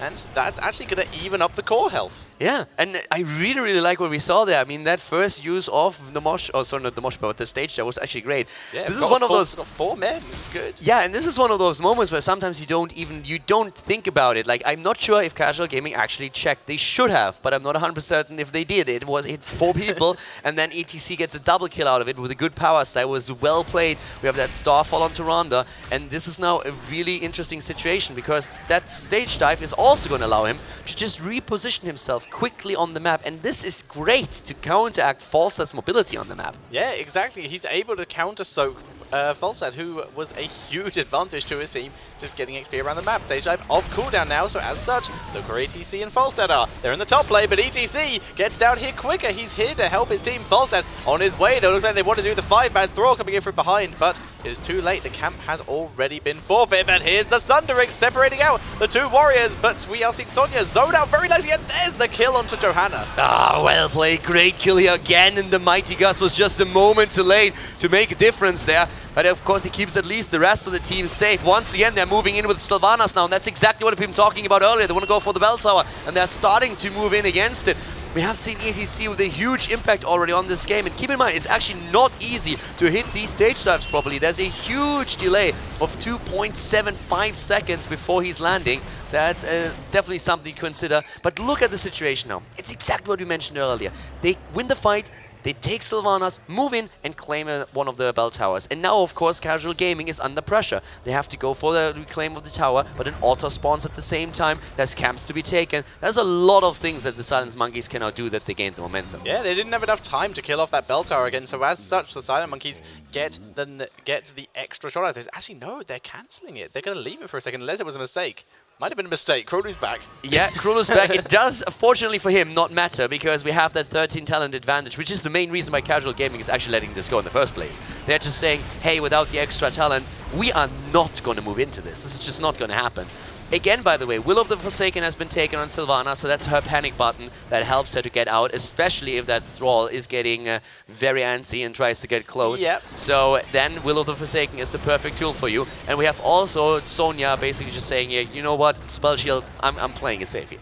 Yeah, Li Ming is one of the huge ways they could lose this game, so taking that Spell Shield is a big deal, especially with that Li Ming taking Glass Cannon. So that protection is really good, because level 13 has been hit for Casual Gaming as well. Fairly standard talents, Tidal Waves, Glass Cannon we mentioned earlier, the Burning Rage on the Johanna, Giant Killer for Falstad to deal with that ETC as best he can, and Spell Shield for Thrall to protect against Sylvanas and the Tyrande. Nice trap attempt there. It's a cool game. I'm really liking it. It's like really fast-paced. We have quite a few kills here, 10 already on the board, and of course like this constant like back and forth between the tower hit points here, or the core hit points. Casual Gaming with the attempted defense right now. We're seeing up at the top ETC, and well, of course, he's going for the split sword. He knows that he can pull that off. And this is good timing, because the next Ultra Wave is going to be the 3 Ultra Wave. It is the 5th set, so we are going to be seeing a huge fight over this, and the ETC getting that split soak is a huge deal, because it's going to get them to 16 quicker. Yeah, it's a little bit unlikely that they're going to be able to capitalize on another talent. It's going to be a fight on 13 talents for the two teams here. But of course, with the ETC, he might be able to make a bit of a play there. The big thing to consider is that when we're talking about ETC counteracting Falstad a little bit, there is, of course, a cooldown advantage that Falstad has with all of this. But especially in the late game, if Falstad is the one trying to fly away and trying to get an ulta, ETC can follow him, or he can just use it as an engage into the back line and then just simply like get a kill or two, and they carry it from there. Yeah, and we already see ETC positioned to take his side ulta, Falstad positioned to take his, and everyone else in the bot lane. So we're just going to see them both take him and immediately go to join their teams. There's the route on to Sonya, but Kronu's able to take that. Nice zoning. Stage dive comes in, but it is dodge. Stun just catches Johanna, but can they finish her off? Bless Shield is completely whiffed here. There's the Sundering to give it an escape, though, and now here comes the turnaround. Great Ancestral, making sure that works, and the Starfall is zoning quite nicely. Still that lead, 15 points on the core of Casual Gaming. The Silence Monkeys with 24. In comes ETC. Goes straight for the Felsmelt. Once again, they're trying to go for the kill, and once again, the stun is hitting Johanna. Shiku is starting to move in, trying to go for the counter pressure. Not working out for them, and we see the Silence Monkeys retreating with all 5 players here, not opening themselves up to any kind of casualty. Yeah, Tassadar Prescience is just popped by the Arcane Orb there, which means it has a very long cooldown, a pretty good ability for them to proc here. But the tunnel has opened. He can just either get himself healed up via Fountain, which looks like is what he's done, or he could have just gone back to base and used the tunnel to get back with his team. Already hanging around this area, could have protected him to make sure he wasn't caught on the way out. Yeah, and so far Casual Gaming can really tell that in those coordinated fights, they are starting to have a bit of a problem with the setup that the Silence Monkeys are running right now. The stuns are an issue. That Wailing Arrow, of course, when it hits, it's another problem that they have to deal with. A lot of CCs that we are seeing. With the 16 talents now in play, we are also having, again, another tool with the Cold Embrace on Sylvanas to burst the target down even faster. And that's not only Tyrande, that's also Sylvanas helping out with that. More safety on Tacita, more safety also on Sonya. Her going straight into those Nerves of Steel, and that is making it very difficult to get kills here. Yeah, they are having a bit of trouble getting picking people off here. And now, once again, we see the full 5-man group up with most heroics available, other than the fact Casual Gaming already spent the Blessed Shield, is still off for another 45 seconds here, which means Silence Monkeys in a great position to just take control of this entire area. And right now, they're looking for a pick. Yeah, and talking about what they're trying to do, in all of the fights, you can really see them that they are trying to gain the momentum in the fight and really just like push Casual Gaming back. And the speed medal on ETC is going to help with that. It's his level 16 ability. Now we have level 16 talents also taken for Casual Gaming. Once again, the channel attempt here. Here comes the Owl. Gluehammer gets the channel through. They're starting to jump in again. He misses the slide though, and immediately Thrall with that Sundering. They're trying to get away here for now. Once more, also Li Ming with a Disintegrate, but after the altar is channeled through the first one of two, they are all backing up, trying to go to the well first, and then just reset for fight number 2. Yeah, just leaving Tass down in the bot lane, and to the combination of Al. In comes the stage dive from behind, going to try and zone out the Mighty Gusto. Keep separating out ETC from the rest of his team, but he's able to use the power slide. Nice Blessed Shield from Gohanna, zoning out the back line of the Silence Monkeys, and as such, Mopsio is a bit out of position. Stun does not land on anyone, but the Silence Monkeys actually getting pushed back here. A very nice team fight from Casual Gaming here. Leo is there, ETC moves in, but Juve is the one in trouble. Down she goes. No, she doesn't. Ancestral saving, and Sylvanas, she's dead, and they turn on ETC, and not only him, Smopsio is also in trouble. Down goes Sonya. It's a double kill. Well done. And that's, of course, going to be a channel on the side of Casual Gaming now. Yeah, nicely done by them, bringing it back. They've gone on even talents and were able to take a convincing fight and bring themselves ahead in XP. They're a huge amount behind in core health, but this is their opportunity to start coming back as long as they don't get caught out here. Nice timing on that Iron Skin to block out that power slide. So as such, Juve able to stay in lane, and he's going to be able to help his team clear.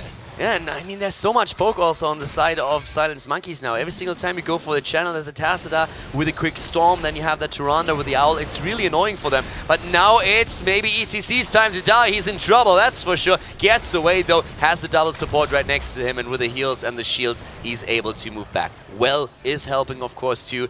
And we have now a 5 versus 5 again, since we have Sonya and also Sylvanas back to business. And Mopsio, the first one to go through the tunnel, basically Sylvanas saying, like, you go first. Like, you check if there's someone there. Check it safe. Check if it's safe. I'll follow. I'll be right behind you. I'm right behind you, dude. I'm right behind you.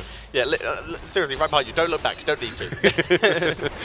Oh, well, so now they're just going for camps again. And this is like one of those moments where you really look for the next altar. We have both. Oh, jumping in and going deep for this one. Here comes Gluehammer, and that Starfall does damage. They want the camp. Sundering is attempting to secure it. Shihu is not able to do that. And what a wall against Juve. The force wall is huge. Here's the suffering to see. Mighty Gust keeps him alive, though. Ancestral Juve survives. In comes Falstad for the damage. The damage is good. Turns it onto Mopsio Whirlwind, keeping him alive. The shield from Tacita, but the chase, the force not enough, and Mopsio goes down. Tacita nearly gets bodied, as well as the hammering hang hits him very hard, but he's able to escape. Sonya, on the other hand, they got the camp and they got the tower as well to the bottom, but still, like, that turned against them. Look at the experience here. Casual Gaming still with the lead. It's 18.5. They're closing in on 19 versus, well, just 18 that now hit the board for the Silence Monkeys. But what are they doing? They're using Sylvanas. They're going to the top. They have one hero down. There's nothing that they really can do. Fight for that altar? That's not going to happen. At least what they can do is they take a tower at the top. They try to delay it a little bit down here.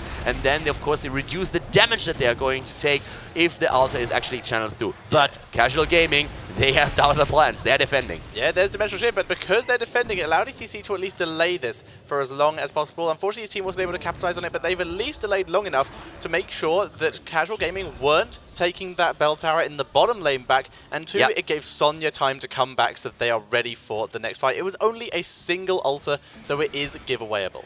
The power of Sylvanas right there. 11 versus 17 points on the core. Heroics are all up with the exception of Ancestral Healing. And she is again. Sylvanas is at the top. And yeah, we're going to do that again. Just a little bit of damage. You start your rotation. We have ETC. He can jump in any moment if he needs to. And well, he's already there. I didn't even have to use his ult. We're seeing them as Juve is attacked. Falstad flies in trying to help out. Needs to dash away. As we've also seen the attempt of a stun coming in. But yeah, right now, that was that Wailing Arrow as well. It's now on cooldown. So a couple of cooldowns have been used here. Blast Shield being one of them.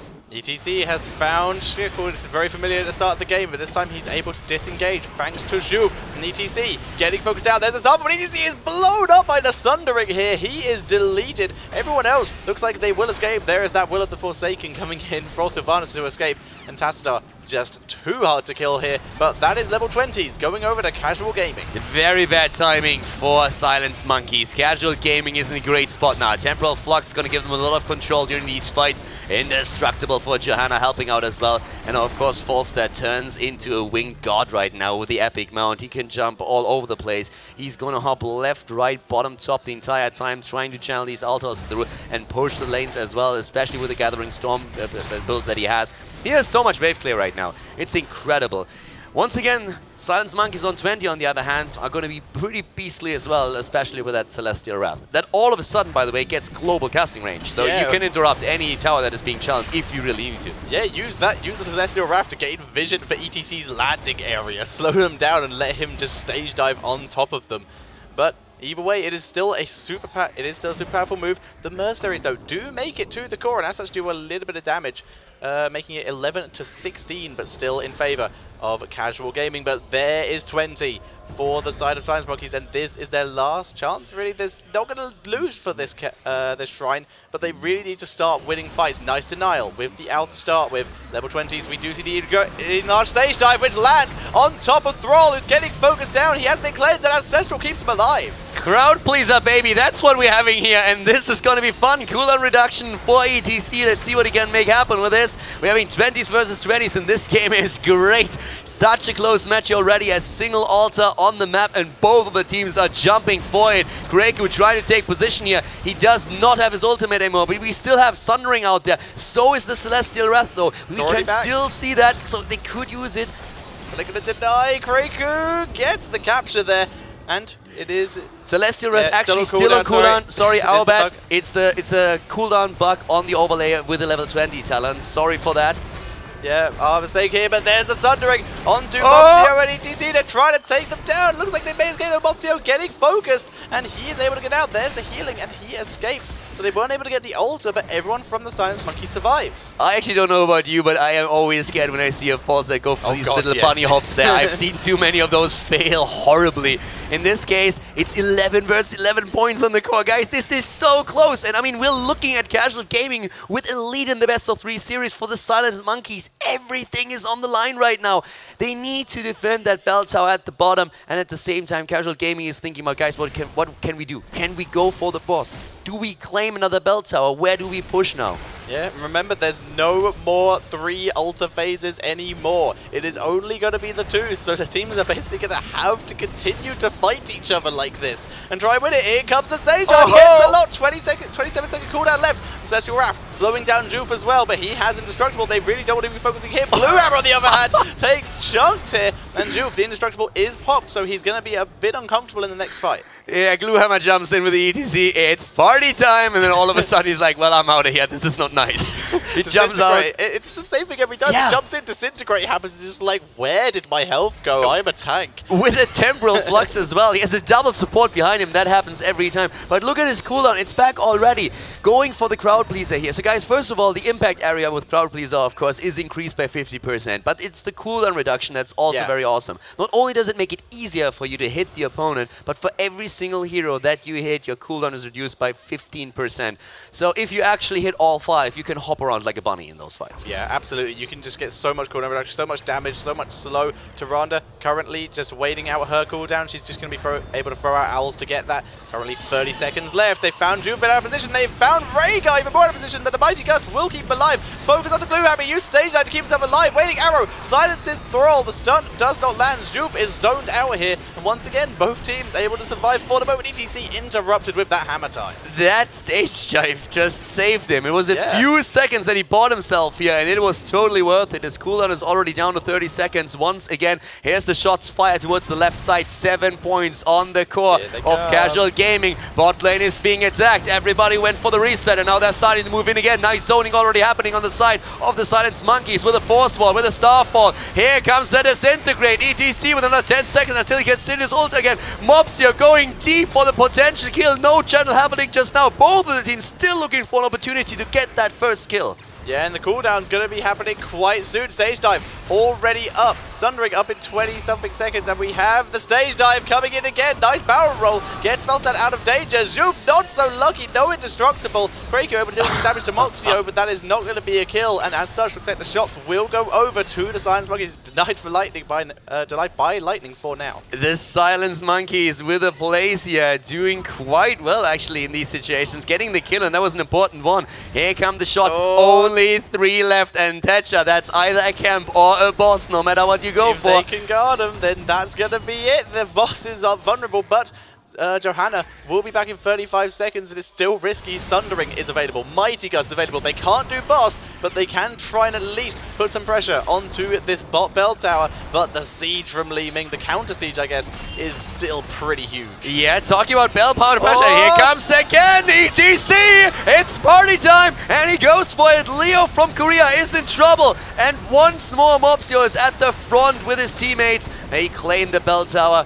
And in the mid lane, they have to de-push that a bit, but let's keep in mind that Johanna is going to be back. 3 points against 11. Like, they have to be so careful now. If Casual Gaming just gives them an opportunity to go for boss, they will end the game right there. They're going for the Burstory camp. They're going to take that straight away here. So to put pressure on the bot lane, because now someone has to go into the bot lane from Casual Gaming. They can't fully protect that boss, because if they do, they lose the game. So basically, we have a forced move here by the Silence Monkeys, but they're right now not going for boss. They're going to move to bot lane because they know that's exactly where at least one person from Casual Gaming has to go.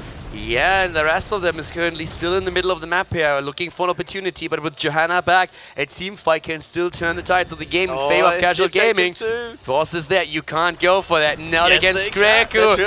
They're trying to, I'm not sure that's a good idea. Kreku is there. There's no cleanse. We're the Forsaken though. Will the Forsaken could has to be this. He's gonna do it, he's gonna do it. Where is that Mighty Gust? It's too late, it's done, this is game. This is game, what a play again. They knew he was there.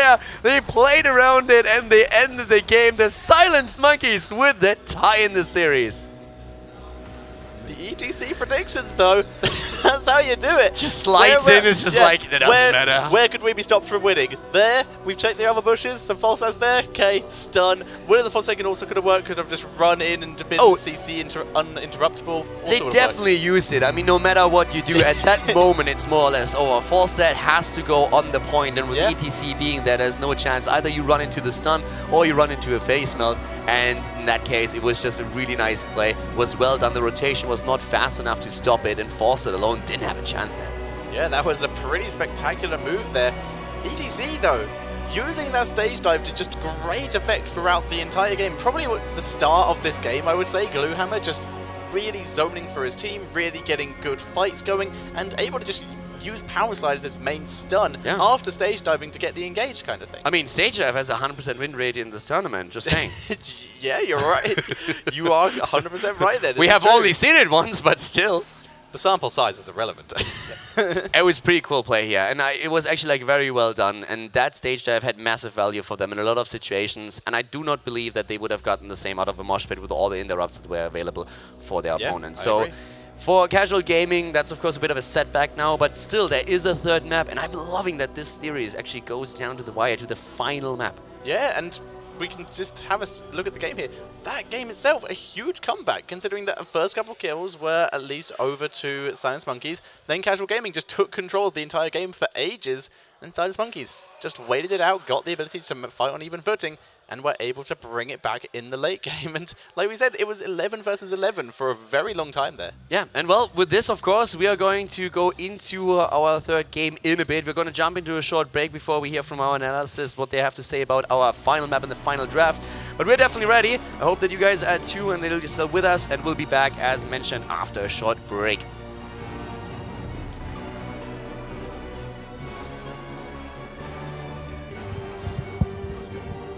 Yeah, that was fun.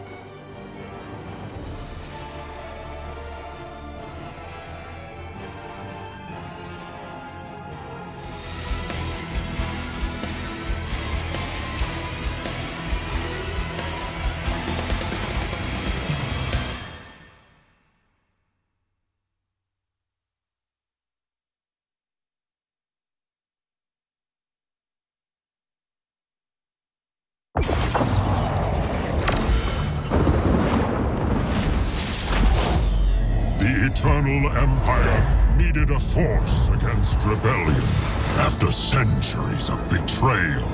I am that weapon. Through me, peace and order will be brought to the galaxy. Only the meddling Star Princess and her sisters stand in my way.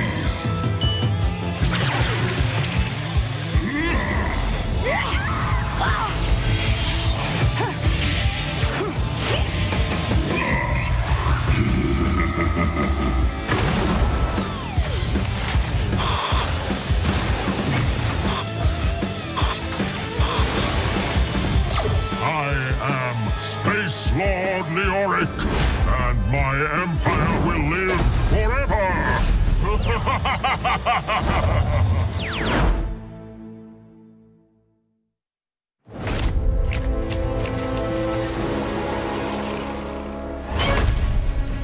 The Kirin Tour will tell you that mastering the magical arts is like learning the rules of a game. Fools, true power is taken by those brave enough to break boundaries. I am Medivh, the last guardian. If magic is a game, then it is one I play to win.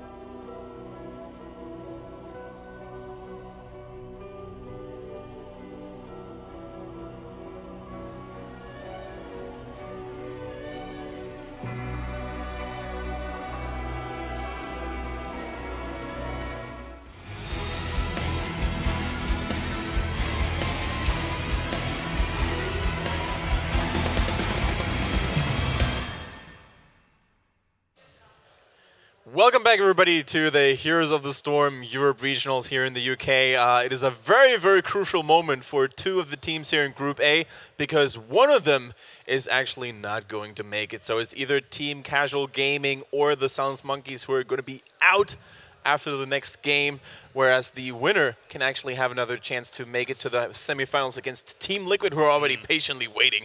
Now, what a game that was in Towers of Doom, wasn't it, guys? I think that clearly demonstrates why Towers of Doom is considered to be one of the most viewer-friendly maps. It couldn't have been any closer.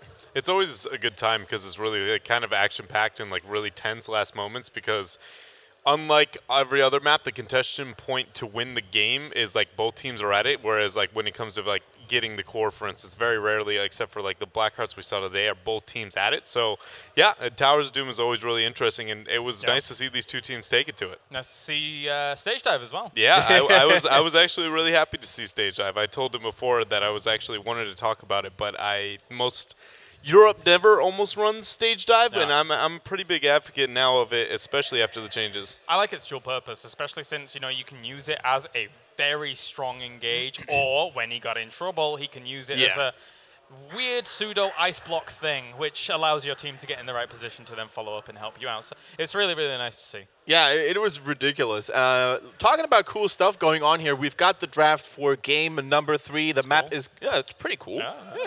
It's going to be Dragonshire, one of those maps that have been in the game for a very, very long time, but still amazes me. It's my personal favorite map, because I like the mechanics, and what I do love is the change that Blizzard has actually made a couple of weeks ago, when the Dragon Knight can no longer be slowed by forts and keeps, and that makes games a lot more dynamic. It's nothing worse than a terrifying giant Dragon Knight saying, "Come on, minions, hurry up. Just get in the way for me for a moment, I'll be fine." Going to start into the picks and bans, and then we have Dahaka. Surprise, surprise, he's gone. Yeah, and Dahaka, you know, he's just one of those heroes that haven't really... I might want to say some teams haven't really found a recipe to deal with him effectively, then that's probably what scares a lot of teams, and they would rather have him banned than running risk of actually losing a game because they don't know how to handle with him. It makes sense, honestly, especially on maps like Dragonshire. He pretty much counters the idea of how this map is supposed to be played optimally. So I can, especially for teams that are lesser known, I can see just not even wanting to deal with him. And Silence Monkey goes with a more straightforward composition, picking up the Toronto. Yeah, you're right. The roam's so strong. Like the potential for Brush Stalker to just be like, surprise, party hats, poppers, boop, and then you're pulled into your opponent's team. It's not fun. It's not fun. Kale Fast Li Ming right out of the gate. That's a lot of damage, boys. Yeah, I like that pickup for them, honestly.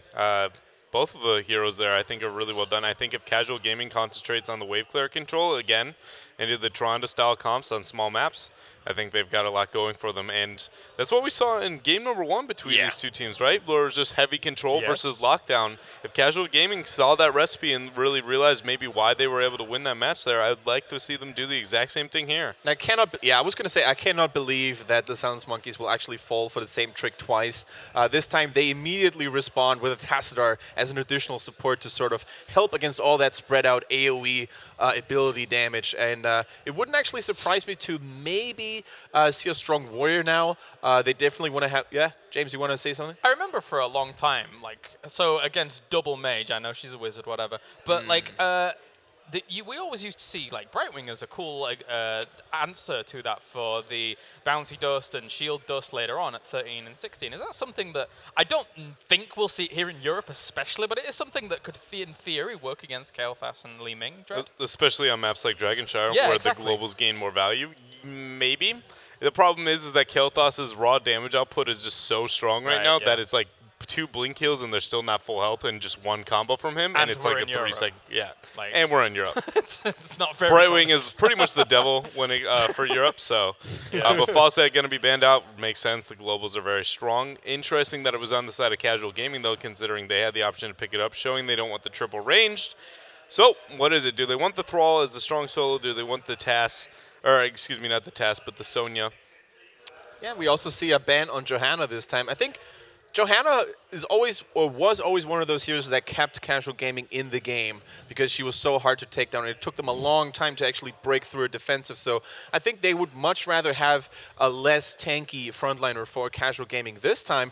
Thrall, of course, being Wow, I gotta say, there's a lot of damage coming in from casual gaming at this stage. I look at it and I'm really scared. Like, I mean, if I'm going into a game and I'm facing off against that damage, it is a scary time. Like, Tyrande and Tassadar, for me, they kind of like make up 1 and a bit-ish supports in how they function, but then of course they've got other utilities elsewhere. So it's a lot of damage. Full Schmorg mode there, by the way. I'm loving it.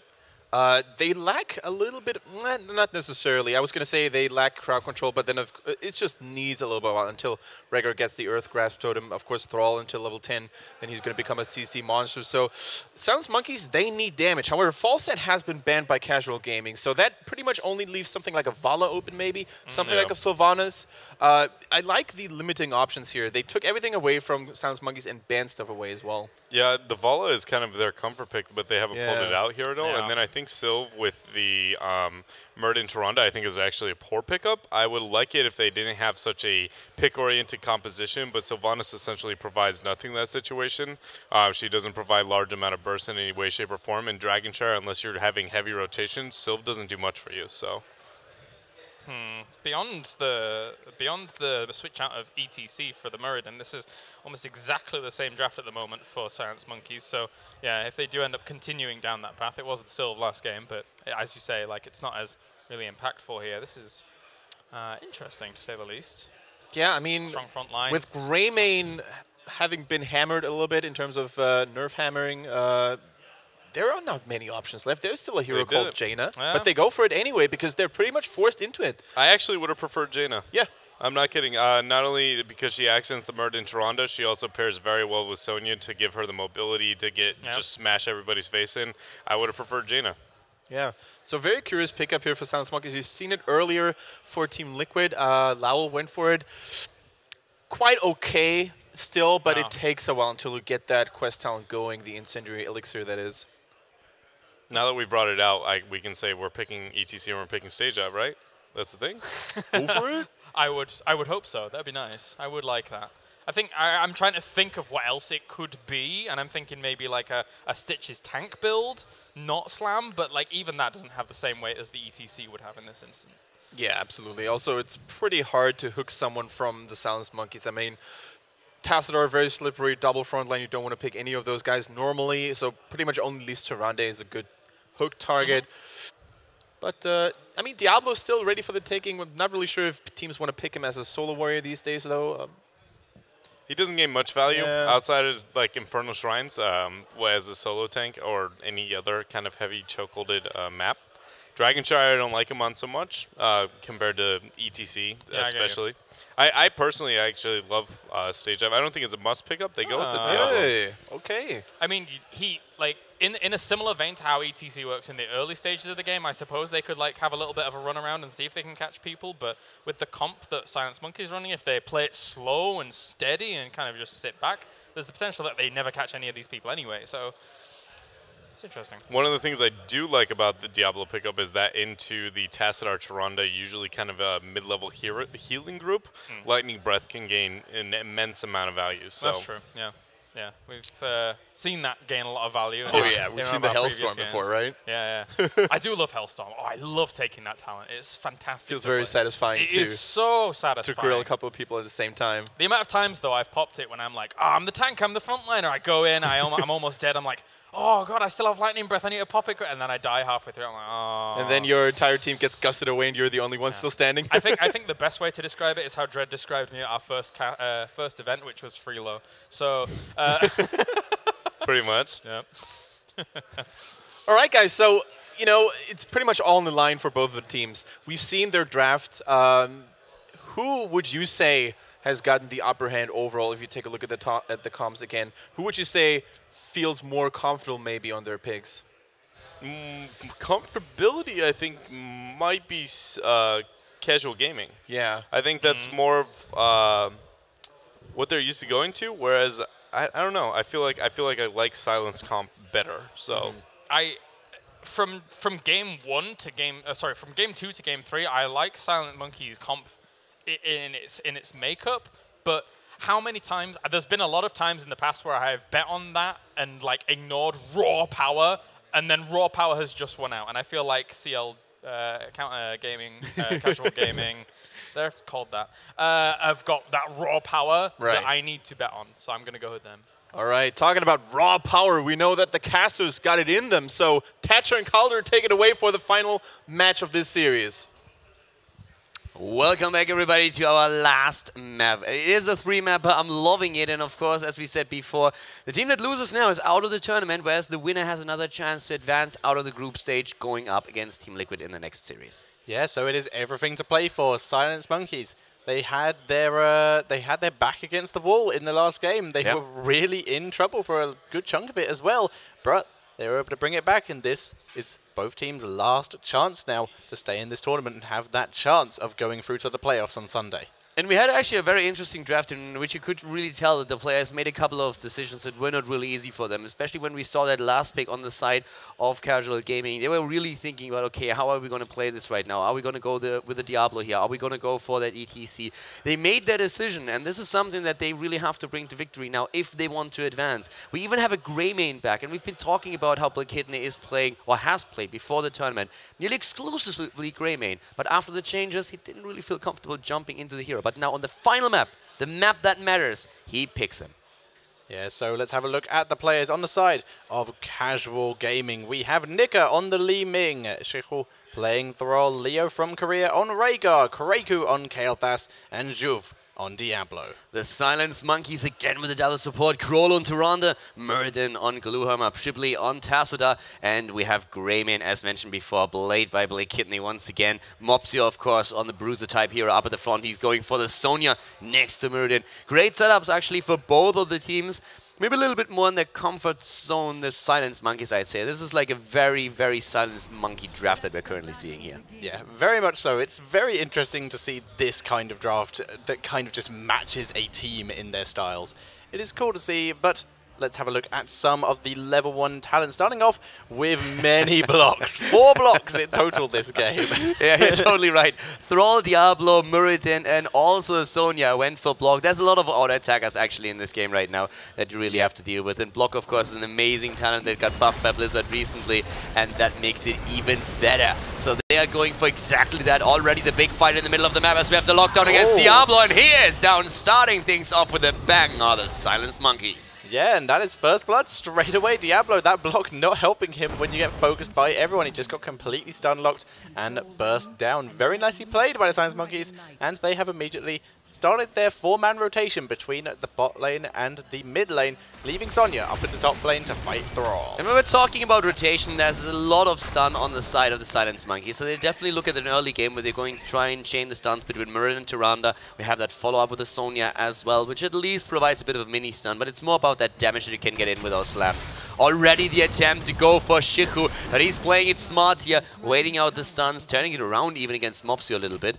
And there's still a little bit of stun that you can also like chain on the side of casual gaming, at least with Diablo, and then of course the Gravity Lapse on Kael'thas. Yeah, and especially seeing as most Kael'thas these days seem to be taking that Gravity Crush, that follow-up stun is essentially important for Kael'thas to be getting his follow-up damage. That is the main source of their burst here. For now, Shihu and Mopsio having a bit of a scuffle in the top lane, coming out fairly even in terms of trades, but just a question of when Shihu next gets his chance to just continue to harass with the lightning, whereas compared to Mopsio, when he next gets a chance to whirlwind an entire minion wave.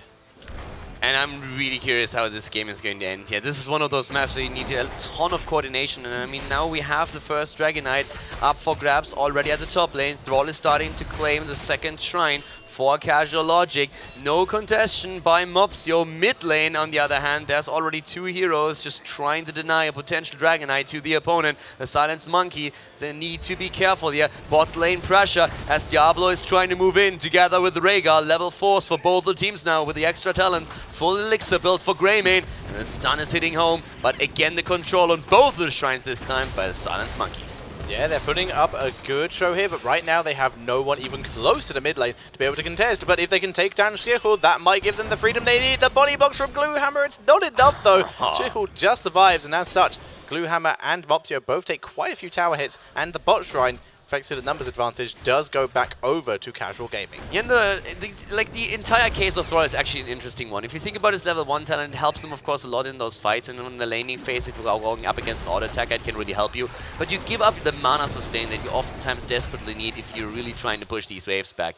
But it still works out for him so far. Having that block, of course, can be a huge deal, especially in that laning phase, but also for later team fights. When it comes to experience, on the other hand, both of the teams are doing still a very solid job soaking the lane experience, having that heartbeat on the lane. But we still haven't seen a Dragon Knight yet. Yeah, the Dragon Knight's still eluding both teams, but once again, both shrines going in favor of Silence Monkeys. They are staying alive at the moment, not getting picked off, so despite many people trying to get Sonya, they have a good defense. Tassadar just tanking that bottom one, but there's no way Muradin is getting this Dragon Knight. Just going to be completely denied by Kael'thas and the Li Ming. But still, both shrines in favor. Finally, we see Thrall able to stop Mopsio stopping him taking the shrine. It does only go to neutral, but it is still not a cap. But Thrall here is in trouble thanks to Muradin, and there is the kill. Yeah, great attack. Mopsio, on the other hand, is not out of it just yet. Gravity loves barely. Oh my god, it's Li Ming. What a hit by Nika. There is a reason why they pick Li Ming up every single time in the first pick phase, and that is Nika on the hero, one of his favorites, and he is pretty decent on her. Yeah, that Incendiary Elixir coming up on level 7 for Greymane to get those stacks, whereas Li Ming, an orb build, 25% more damage to enemies further away here with the Z's Vengeance.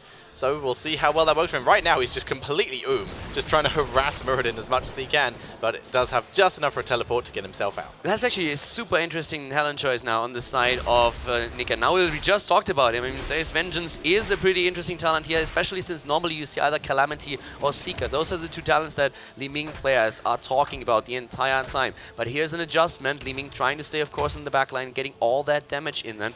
I'm very curious to see how exactly it's going to come into play in the later stages. Can Nika really get a lot of value out of the talent here? And well, at the same time now, of course, still that Dragon Knight up for grabs with both of the teams doing their best to get the first objective of the game. Yeah, immediately though, the shrines are just swapped, so once again, it's going to be denied for the moment. But here comes an aggressive push out of casual gaming, but not able to get anyone. Mopsio, though, looking to try and do something, but is denied by that gravity lapse. Rotations are everything on this map, and the team coordination that you need to be successful on Dragonshire is really gigantic. You need to make sure that you control 2 points at the same time and channel a third, and that's not easy, not at all. Already, both of the shrines under the control of casual gaming, but Silence Monkeys, they're fighting back, and they also have now Sonya at the top, channeling the second. Yeah, so if they can cap this bot one, currently it's still technically neutral. Diablo going possibly a bit too far forward here. Flame Strike, though, catches two heroes very nicely. And Legitney having to back out here. And Thrall will take back this top shrine, so once again, it's just going to be a swap. Yeah, this is getting pretty intense as both of the teams are heading into the level 10s. Very important to see what they're going to do with that. Besides that, we also have, in the sense, the bot lane at the same time. Gluehammer is in a bit of trouble, needs to move back here. But it's interesting to see the focus on Wind Fury on the side of Thrall, who went for the talent on level 7. Yeah, just getting that extra cooldown reduction on his Wind Fury here, so he's going to be able to spam it out. Could work out for him quite nicely, could drop a lot of damage, especially if he can get into that backline, especially against Greymane. I guess he's just going to be right up against him. Just drop Wind Fury again on him as many times as possible. For now, though, he's just having to retreat. I guess it gives him the speed boost as well for exactly that purpose. And there's a couple of things of how he can actually combo that now as well. If you go on level 13, for example, for Giant Killer, and then on 16, you're just using the Tempest Fury. If you have a cooldown reduction on that, it just basically means that you spam Giant Killer hits on a tank like Muradin constantly, and that does so much damage. A really important talent. And talking about important talents, Techa, we have another great pick on the side of the Silence Monkeys here. It's gonna be Leap coming in from the Sonya. It's an aggressive build here. They do have the Avatar, just standard stuff. Go for the throat, Starfall, the Force Wall, and then their engagement is going to be that Leap. That is fantastic. I cannot wait. Yeah, this is going to be great. This is basically like one of those things where you say, okay, I'm going to, like, especially who's going to be the target? It's going to be that Kael'thas.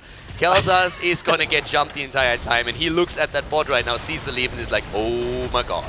He's not going to be happy about that. There's already the aggression against Diablo, and he is down. Uses Lightning Breath, was immediately taken down. The camp is stolen away now to Great move here by the Silence Monkeys, and it gives them a lead in the game. Yeah, and Lightning Breath on full cooldown. The wind-up wasn't interrupted in time, so he does have the full cooldown even once he comes back to life. Ancestral, however, did not land, so that will be available for when they next need it. But right now, both shrines in favor of Silence Monkeys, and they have a lot of heroes in the mid lane. And there is the first Dragonite going over to the Silence Monkeys. Well played by Mopsio, buying a bit of time on the shrine to just channel it for long enough so that the Dragonite could be taken. Shipley is on the hero. With this Tassada, they even had the choice to decide which hero would go into the Dragonite.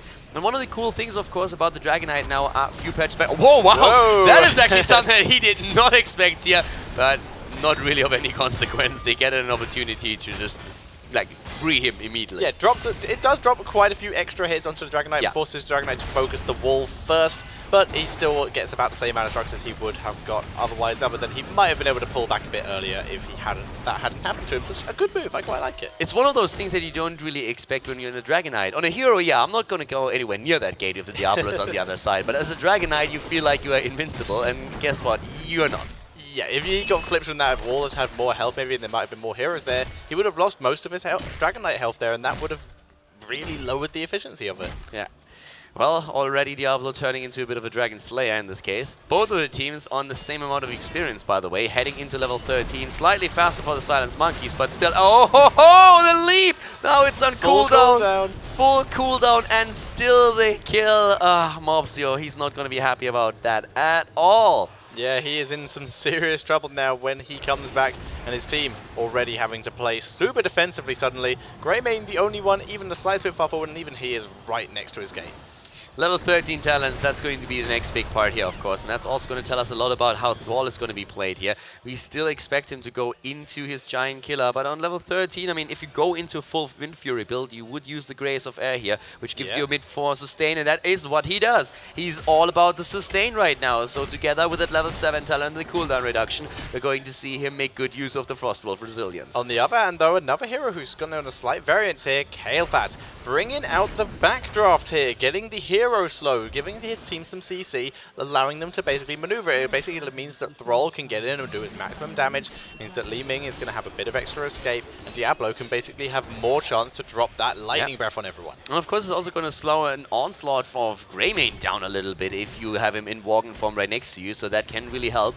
But now we have the cooldowns ready, by the way. The only heroic ability that's not ready is Sundering, and as I say it comes off cooldown, so now it's time for a potential team fight here, and we are going to look for that leap on the Silence Monkey Sonya to find out when exactly that engage is going to happen. That's going to be the sign when you really want to blow up the backline of casual gaming. Yeah, absolutely. They will use the Sonya as the engagement eventually. For now, though, the team's just sitting in different lanes. We are seeing the Mercenary camp being stolen by the Silence Monkeys in the bottom lane here, while Muradin just in the top lane, just baiting, just being annoying. This is actually one of the reasons why oftentimes we are seeing that tri-lane at the bottom of the map in the beginning of the game. You want to have access to the 2 Siege Giant camps and also, of course, to the Bruiser camp at the bottom of the map. And in this case, we have a rotation happening from casual gaming because they need to not only get one of these shrines, they might be too late, by the way, on this one, and they are Dragonite taken, but it's also about those Giant camps. They had to depush those, so they moved back down. They were too late. The altar was held for long enough on the shrine, and in this case, Dragonite number 2 also in the hands of the Silence Monkeys. Yeah, that is 2 in a row for them, and they're already putting a lot of pressure on the top lane because it's taken a good amount of time for casual gaming to rotate themselves up here. That fountain going to get taken down very quickly. Remember, Dragonite no longer effective with the attack speed slow. There's the pun on Diablo, and that gives Muradin a chance to try and get away. Tries to drop a stun onto Diablo, but he's already popped Lightning Breath. He is unstoppable, but not able to kill anyone with that Lightning Breath, but he has dropped everyone very low. That was actually a very interesting situation there. Diablo was in a bit of an awkward spot, but still could get a lot of use out of the Lightning Breath, especially with Thrall and also dropping the Sundering, helping him, because for a moment it really looked like the Silence Monkeys would just try to collapse on Diablo, at least take him down. That didn't work out. Now they are a little bit in the lead, and they're trying to go for Diablo again. Good gravity lapse, though, with the Veteran Spheres, and immediately the disengage on the Silence Monkeys. They don't want to deal with that, especially not with Backdraft against them. Yeah, that was very nicely done by Kael'thas here, and they have basically managed to draw out the remaining duration from this Dragon Knight without it getting any efficiency, basically. They got that little push at the start before they could rotate up, and then they've basically disabled it since then. A really nice job by them. One of the cool things about the Dragon Knight now, you might have already picked up on it, is that the forts and keeps actually not slowing the Dragon Knight down anymore in terms of attack speed, and that is actually very, very important, since you don't really have to wait for that minion wave anymore. It's not like concerning the movement, but it's all about that attack speed, so if you finally make your way towards that structure, you can just like go completely ham on it. And it's a very important change that Blizzard implemented, and it gives you an opportunity to move in even without a minion wave or another hero, just like tanking those shots. Yeah, so it is very efficient in that way now, but it's going to be a while before the next Dragon Knight is available, as this one did expire very recently. So both teams just playing a little bit on the defensive now, but we still see a bit more aggression out of the Silence Monekys, due to their team being a little better at sieging, and they were able to grab those mercenaries in the bottom lane as well. Sun King's Fury on level 16 now, a Ranger build of course, the Owl build has been completed for Tyrande, the Dimensional Shift for Tacita, Nerves of Steel for Sonya the Barbarian here, and the Stone Form. A lot of tankiness coming into play for the front line for the Silence Monkeys on level 16 here, whereas we are seeing a huge damage increase, especially for casual gaming, and they are lasering away. Li Ming with the laser show here, that both of the teams are not really willing to commit completely yet. Sonya is setting up a bit of a trap though, has to be careful, might even have to use that aura ability at some point to disengage, not quite yet though. Yeah, that heroic ability hasn't really been used much this game, other than that one time that he just got killed the second he used it. Really just waiting for the right moment, but Casual Gaming so far not giving it to him, just staying very split, making it very hard. In comes Diablo onto Li Ming. There's the Thunder Rig, there's the Lightning Breath, and Li Ming gets taken out super quickly here. Sonya is in the backline trying to take down Greyku, but Ancestral will keep him alive, and as such, Monthio tries to disengage, gets tackled by Diablo, and he is in some serious trouble here. Tyrande is down, and only support is still Tacita. Here comes the jump in, Mopsio is going for it. He's taking on, trying to help the rest of the team to disengage, and they do, but with the early kill on Tyrande, they just did not have any option anymore for sustain except for Tacita, and he was trying, but he just could not deliver enough shields here. We have Casual Gaming currently in a great position to pick up a Dragon Knight. In experience, the teams are still on the same level, but of course, in a 5 versus 3 situation, you would expect Casual Gaming to get at least the objective. Yeah, and they do have control right now. Li Ming already in the mid lane. She will be able to channel this Dragon Knight just in time. Rogue Owl comes past and very nearly denies that. But that is Casual Gaming's first Dragon Knight of the game, and despite having lost a load to Silence Monkeys beforehand, they're even on XP, so this is just going to get them ahead. Yeah, Tyrande just came back in time to throw that Owl cross map, but it was a second too late to actually interrupt the channel here. But as you already said on the line, they know that they have to deliver right now in order to advance and face Team Liquid, who of course all watching these games right now, studying for the next series. Yeah, they really need to be ready for this next series, so looking at this match especially, it's going to be important because they get to see exactly how this Greymane is played, how similar it is to LoL's, for example, who tried playing it in an earlier series. Nika getting focused down on this next series, so looking at this match especially, it's going to be important because they get to see exactly how this Greymane is played, how similar it is to LoL's, for example, who tried playing it in an earlier series. Nika getting focused down on this Dragon Knight, but for now, just continuing to use that Fire Breath to harass. Nika is still here with the NFL tryouts, going for one punt after another, and he's looking good doing it. Moving to the top lane now, trying to, of course, eliminate a couple of structures here. Again, he's still at 10 seconds. That's enough for another tower to be dropped, and of course, every single structure that you eliminate is going to give you more experience, and it's all about heading into 21st.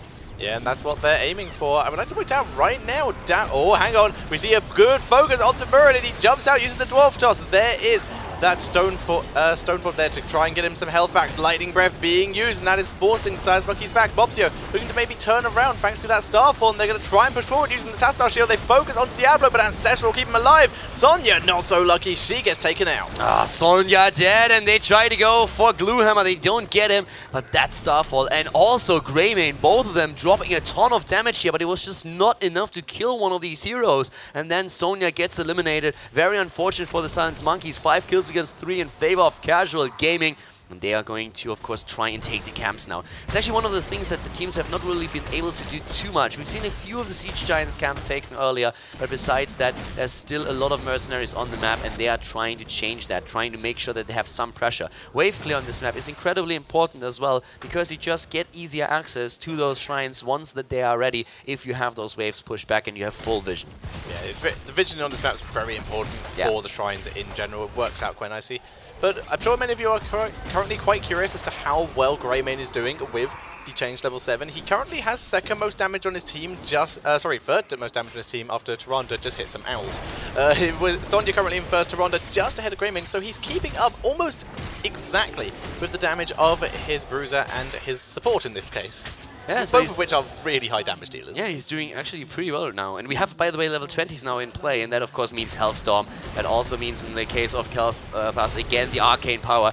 It's actually quite amazing that 18 minutes into the game, not a single fort has been eliminated. So that's what the teams are currently working. Yeah, it's about to change right there, as we are seeing Casual Gaming take the first one down. And at the bot lane, the Silence Monkeys are trying to repay them in kind. Yeah, and they will get it, so immediately a fort trade here, but look at how quick the rotations are coming from Casual Gaming. They want to try and trap someone here. Oh, there's the Sundering going in. They're trying to take down Greymane. He's able to deal a lot of counter damage, and he's already able to get out. In comes the Lightning Grab to try and finish him off. He will survive, though, but Ancestral keeps Diablo alive, too, and now Moptio is so separated from his team. Krolu is in a way worse position, though. Oh, my, he needs a little bit of Google Maps advice, because that's the wrong base, my friend. Wrong direction for him. First one down, the reset's on Li Ming. It's a 4 versus 4, though. Rhaegar is dead. Tassadar is doing whatever he can to keep his teammates alive. 20 versus 20, finally. Most of this fight happened on 19 to 20, so with a talent lead on the side of Casual Gaming, but it's still an even trade in kills.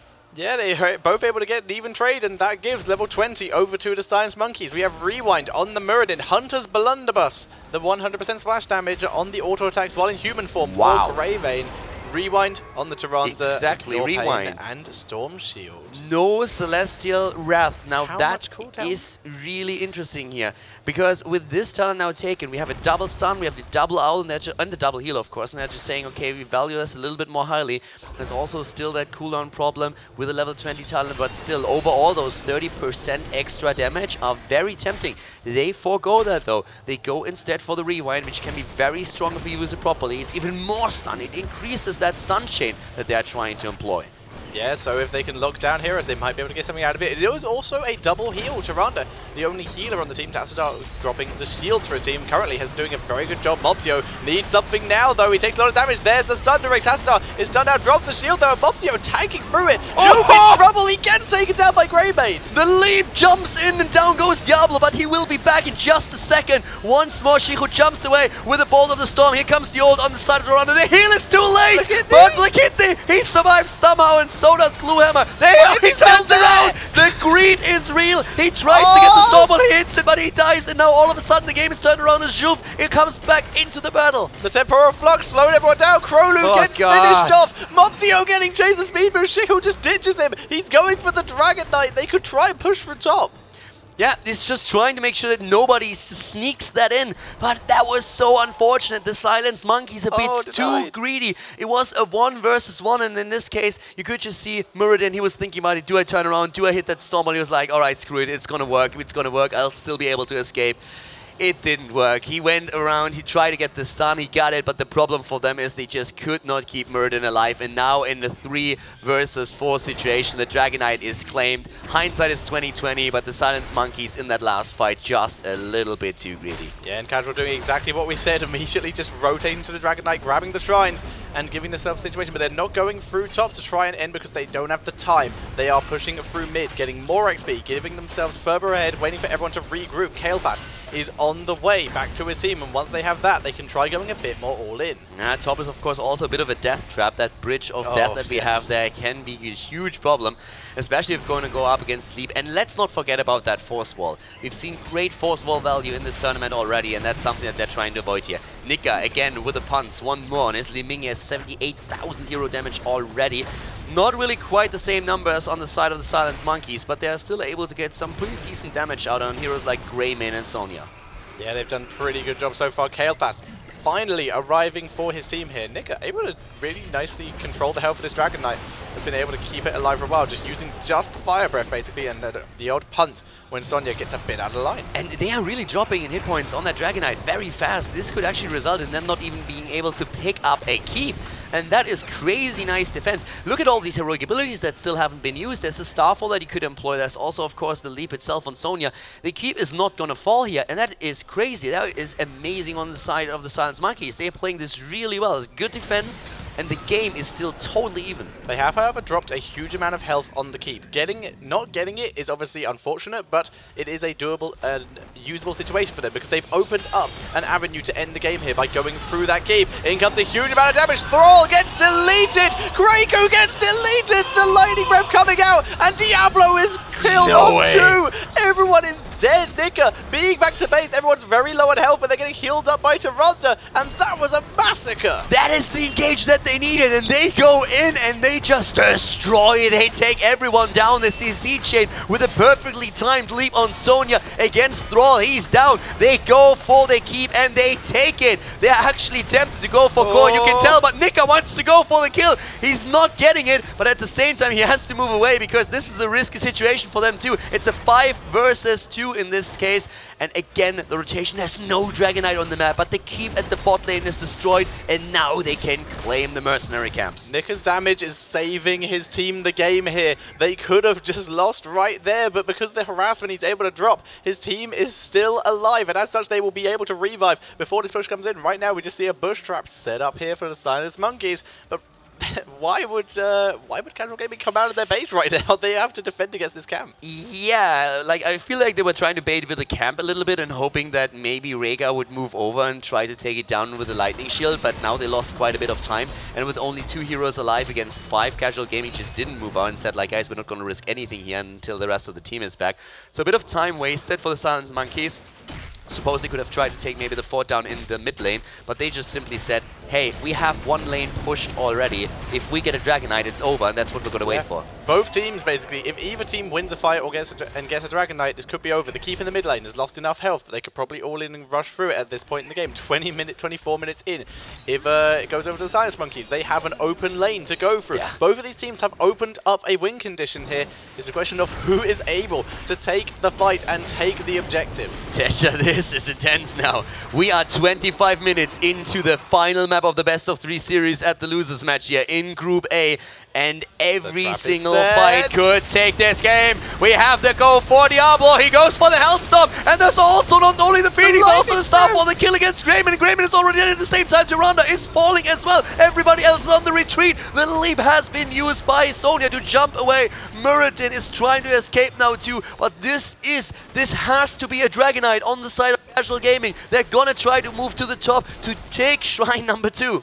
Yeah, they're going to be able to get it as well. Everyone now back inside the base for the Silence Monkeys. They have a keep open, but they can't do anything with it. We're already seeing Sonya rush bot as quick as she can. Tassadar in the mid lane, putting himself in serious danger to try and delay this Dragon Knight. And it's too late. Too late. The Dragon Knight goes over to Casual Gaming. It is currently a 5 versus 3, and they're just going to crush straight through this keep. They are going through the middle once again. The NFA tryouts. Here we go. Gluehammer is trying to make his way back into the middle, but the Dragon Knight is already hard at work, going straight for the keep, and also Koa. It's another 10 seconds until Grayman is back, and they're also waiting for Tyrande. Here comes the attack. Tassadar is in a little bit of trouble as Sonya is starting to move in. Her cooldown is also, and it's going to be the victory of the Silence Monkeys against Casual Gaming. They take it and advance to the next round, where they will face Team Liquid. Incredible congratulations there to Casual Gaming. An incredible job by them.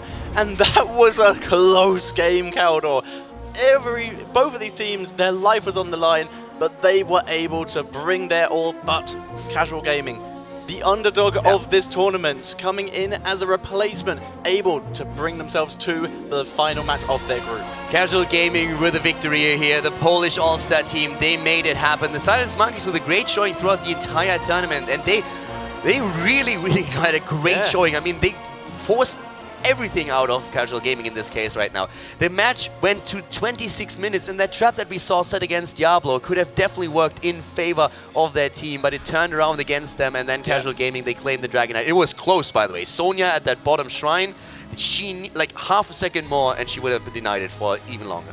Yes, if they'd just been able to delay, that was what Tass was doing, basically just putting a huge amount of his own life in danger just to try and delay that second longer to give Sonya the chance. But unfortunately, wasn't able to happen, and as such, Casual Gaming are able to move on. And that is going to be an interesting final match of the day, and that will decide who goes through to the playoffs on Sunday. And one of the big deals here, of course, was then when we saw all those kills coming in for the Silence Monkeys, their problem was there was no objective on the map. They couldn't really jump in and do this.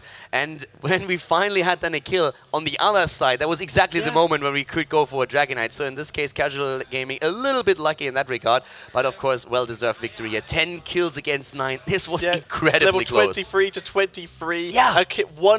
Two keeps versus 2 keeps remaining at the end of the game. Like you said, only 1 kill difference between them. That was a stellar game. It definitely was. And once more, the Dragonite just deciding everything here. Going through the keep, dropping the core within like seconds. And you could really tell that they were not 100% certain if they would really be able to finish it until there was like 30% on the core and they realized, all right, Tyrande and Greymane, they won't be back in time. Yeah. That Dragonite has scaled enough, does enough damage now with his auto attacks. We have this game won. You just know that Tassadar was just spamming Q on that core. Like, no, stop. But please, that Dragonite, 20-minute Dragonite does 1,000 damage on the core. 24-minute Dragonite, that does some serious damage. Yeah, and, well, especially Diablo. Diablo with that Hellstorm in these fights, that was absolutely out of this world. The damage that he was able to put out on the opponent. He has 74,000 damage. Think about that. That's more damage than the main damage dealer on the side of the Silence Monkeys. And that's the tank that we're talking about. We haven't even touched upon the ranged damage dealers yet. Yeah, and that was impressive. But that, let's hear from someone who's going to be able to give us a lot more information here.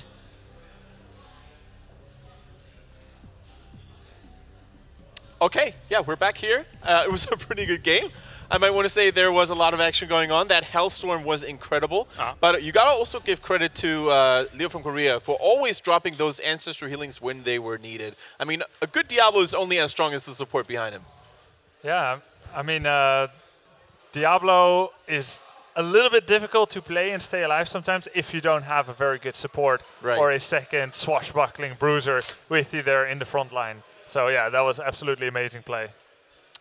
It was nice to see how they played it out in the end. I felt like there was an opportunity for Silence Monkeys to round that out when they got themselves the 3 kills. But yeah, you know, as kind of like we discussed a little bit before, Li Ming, yes, is a very, very strong defender, and you can't take that away.